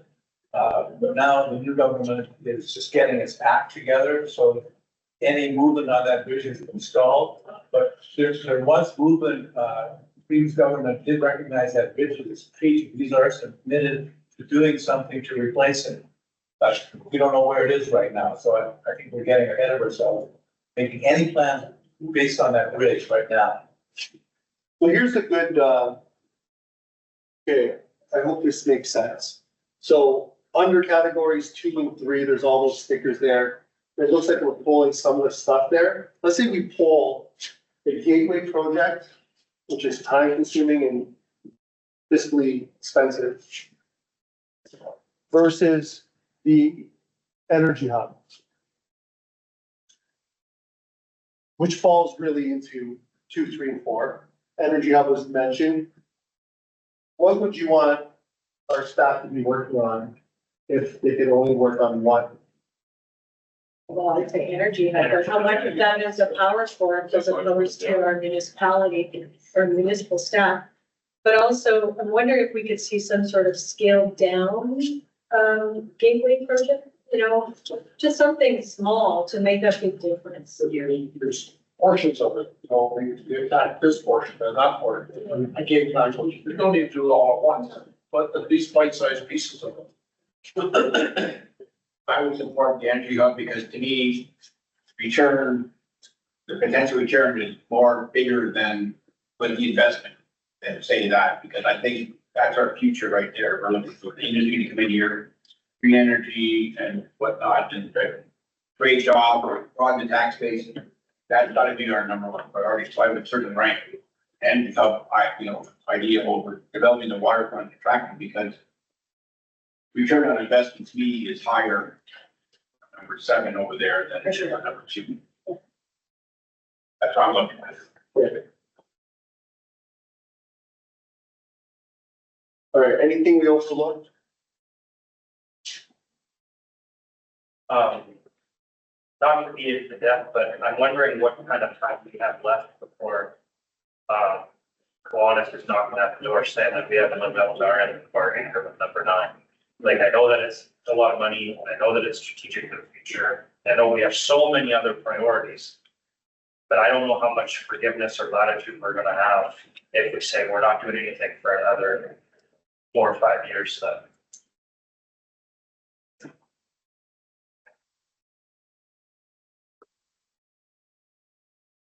There a mechanism for reacquire it? Is there a mechanism for them to reacquire it? They sold. Well, they sold, gave it for $1, you can go, they sold the choice, yeah, and they sold it as a gift. Understood, but is there a mechanism to reacquire it? The good thing with this one, that it's coming down the pipe where council will have something to look at and then sort of make that decision on which avenue do we want to go. So I think this is good dialogue to see where it prioritizes versus other things. And then you'll be able to make a decision on the options to either do something that's totally different to honor the previous caveat was keep it as essentially a camp for children, or to work on a hybrid with the blessing of Kiwanis as an caveat. And then you'll make that choice. And today's conversation at least helps seeing what the other priorities are. So that when you make that decision of how much time the option is gonna take for admin staff and how much money, then you'll make that decision. Okay, anything else? Just to follow up comment, so like in this exercise, we're even like talking about things like the Hallett. So if we're putting resources, not just human power, but financials, like how much is this detracting from what we're really trying to accomplish, which is obviously 2, 3, and 4, and number 1 over here. Yeah, that's where we have to go internally and figure out. These are the projects, like I said, this is one that just has not been really talked about. Stunning Cove came up somewhat recently, there's some progression on the energy hub. We've been having an economic development officer. So today is gauging your priorities, and then our staff is gonna meet alone. Figure out what does the timeline and cost look like in conjunction with, obviously, Manager Rob has a fair list of essential expenditures. And then I have to sit down with the CFO or the treasurer to figure out, well, we have a 5-year capital with this much amount of money, then these new like all these projects, if we want to exercise them at a high level, what are those costs? And then work that into our 5-year and then see if it's not palatable or not, because we know what our tax base is. You don't have any upcoming huge increases. And I have to work what's palatable for your will, for your increase of your taxes. I think he helped with us and the council to, again, return on the best ROI. I'm not 100% convinced that this last Monday, that the Highlands is still gonna be a tourism attraction if we can't get on the boat. So is that the widest way to spend $1 million? Or we can spend it on another tourism attraction that has a better return on investment, more potential down the road than it is that another one would be. So I think return on investment is gonna be key to how we decide which projects to prioritize in each one's time. I mean, just to echo, like, that's the business side of things. But we have like some dominoes here, like if we don't have Point Park no more, we don't have enough RV locations. So if the partnership doesn't expand more RV sites at Point Park, we're spending more live-out costs on every paving contract we have in town. So like, there is cause and effect here. If we do say we return Sunny Cove, okay, what's our next avenue? What's our next step? I think we need to look at revenue sources as much as expenditures. Yeah. We need to start thinking more strategically in terms of how can we generate income? How can we generate more money besides taxation? Because we're at that level where people are just saying it's too expensive to live in. We have people living in Alberta building huge, beautiful homes because the taxes are cheap. So we're losing those development dollars. So yeah, we have to really focus on revenue generation as well. When I put that too, you're right, they're building huge houses in Alberta and we can't sell the lots on the other crest of 50-foot lots. So people around here want to build a double stall garage with their houses, so enough room with lots, they're building quadruple stalls, so closure right now. The driving business. And we have that report requested, right, for revenue generating activities, yeah. So we'll end on that note, increased tax-based investment in the community, gives us more flexibility on making our reaching out to a larger group of priorities. It's pretty simple. We want our staff to be directed to focus on that number one by far. And then reconciliation is a huge number two as we continue that. And then there's an offshoot of secondary projects that we continue to work on. Just remember that reconciliation leads to number one. The area First Nations are doing very well economically, and some are poised to get huge settlements, financial settlements, and they're gonna be looking to invest that money. So we're a logical place to invest. Reconciliation leads to one. Yep. Okay, roundtable at the end, thoughts? Anything not mentioned?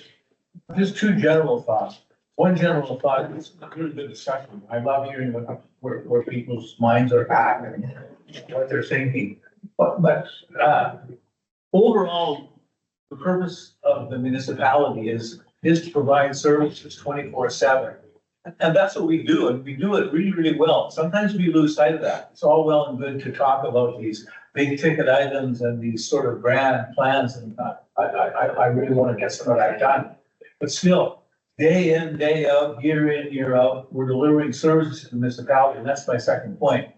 We are about service delivery, and let's never lose sight of that. And delivering services often don't bring in any revenue at all. In fact, things like Memorial Sportsplex lose money in terms of they don't take in near enough to pay their costs, but still, what's the value to the community? It's huge.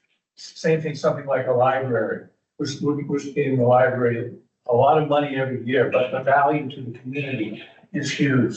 So never lose sight of the fact that just operating the municipality efficiently is really doing our community what we said we would do for them with that elected, which is provide good quality of life. I want to thank you for that because, it's been 11 years for me. And I don't feel like we've done a lot. We've maintained, we haven't had to cut anything major. I mean, aside from the spray park. and some Indigenous investment, you know, with a new hotel and think maybe, I don't know. You know, it looks like we're thriving, it looks like we're growing, it looks like we're moving forward, but, you know, the stats show us we're losing population. So where's that population going? And, you know, what, I feel like I want to see something big happen. And for me, it was economic development from the very first election, because the mill was closing when I first got on council. We even went to Toronto to do a you know, big public relations thing, and that definitely went screwed up. Anyway, I just feel like I'd like to see something happen in this portfolio. That's my main focus. Okay. All right, anything else? I think we're just waiting for you to come back to us with what you need to achieve these now. Like, these are big items, and we need to know what tools and what resources that make these words come to life. Is it more people? Is it more money? Is it openness from us? But I do think that the dialogue's been really positive,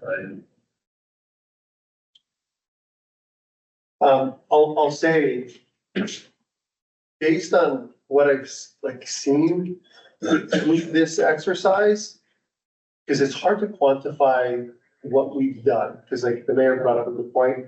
I think we deliver our services pretty good. I think the community overall, I'm newish, is fairly happy. I mean, they're never totally happy, but relatively happy. But what I'm sensing is some of the stuff, the energy hub, the wood yards, and new industry are gonna be the only tangible things that you can really look back at.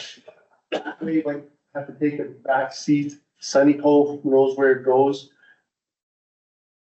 Those are gonna be, if we fast forward in 5 years and saying, we're an energy hub, we've settled a few companies coming in here, the microgrid has continued, we're that area and other eyes are looking here and we're building that section, that would be like a win. That would be an achievement to say that we are a energy hub that is made, you know, other communities around us jealous. That would be great. And the other ones is having a project like the wood yards. That you have something tangible, but to be honest, with doing the status quo, and I haven't assessed this, but my preliminary thoughts, there's not room for a ton more, though. You know what I mean? Like achieving the wood yard, making sure all our services are not dying. Those are a couple of the things that I see. Is that enough? Because there's not a lot of projects like the spray park in this conversation, or recreational things, or tangible new construction things, other than good infrastructure, energy, and new industry coming in. So we'll try to hit home runs on new industry and energy. It's gonna be hard, like, that's what I'm kind of getting. I don't know if that's a fair assessment, but that's sort of what I'm seeing, that we're putting our eggs into, but we need that. All right. Yeah, so again, it's kind of replying to Wendy, but also adding something that also needs to know. In the next, over the next year or two, the Fort Francis Power Corporation is gonna have to basically completely reinvent itself. Most of its distribution network is reaching end of life. We've got the Highbury plant coming in, and if First Light wants to connect, currently we can't provide the power that Highbury needs. So Fort Francis Power Corporation is going to have to invest in a new transformer. That's very, very expensive. It's in the millions of dollars. They're gonna have to upgrade some of their lines. They're gonna need a minimum of 27 kilovolt lines, maybe 44. Still up in the air which way that's gonna go. That's all gonna take money. Hopefully there'll be financing available for that. But it may be that the town of Fort Francis, since we own it 100%, it's our entity. We may have to provide them some seed money to get that stuff underway. So expect that, to hear a presentation from the Fort Francis Power Corporation sometime soon, talking about some of this stuff, how we're going to have to upgrade in order to provide the power necessary for these industries coming in.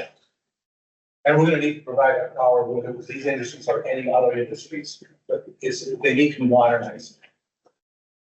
I'm just thinking, before we leave, I was just wondering if we could get an update on the tagline exercise. I know we did a survey, and where do we go from there? And the reason that popped in my head is because I was thinking we're focusing on energy, maybe that could be an idea of energizing for life in the home, or something, you know, something.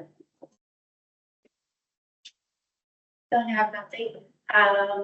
It's something that I believe she'll be looking at more at this fall. It's due, or this fall winter, and I believe it's due first quarter of 2026. That's when we'll get a report. Yeah.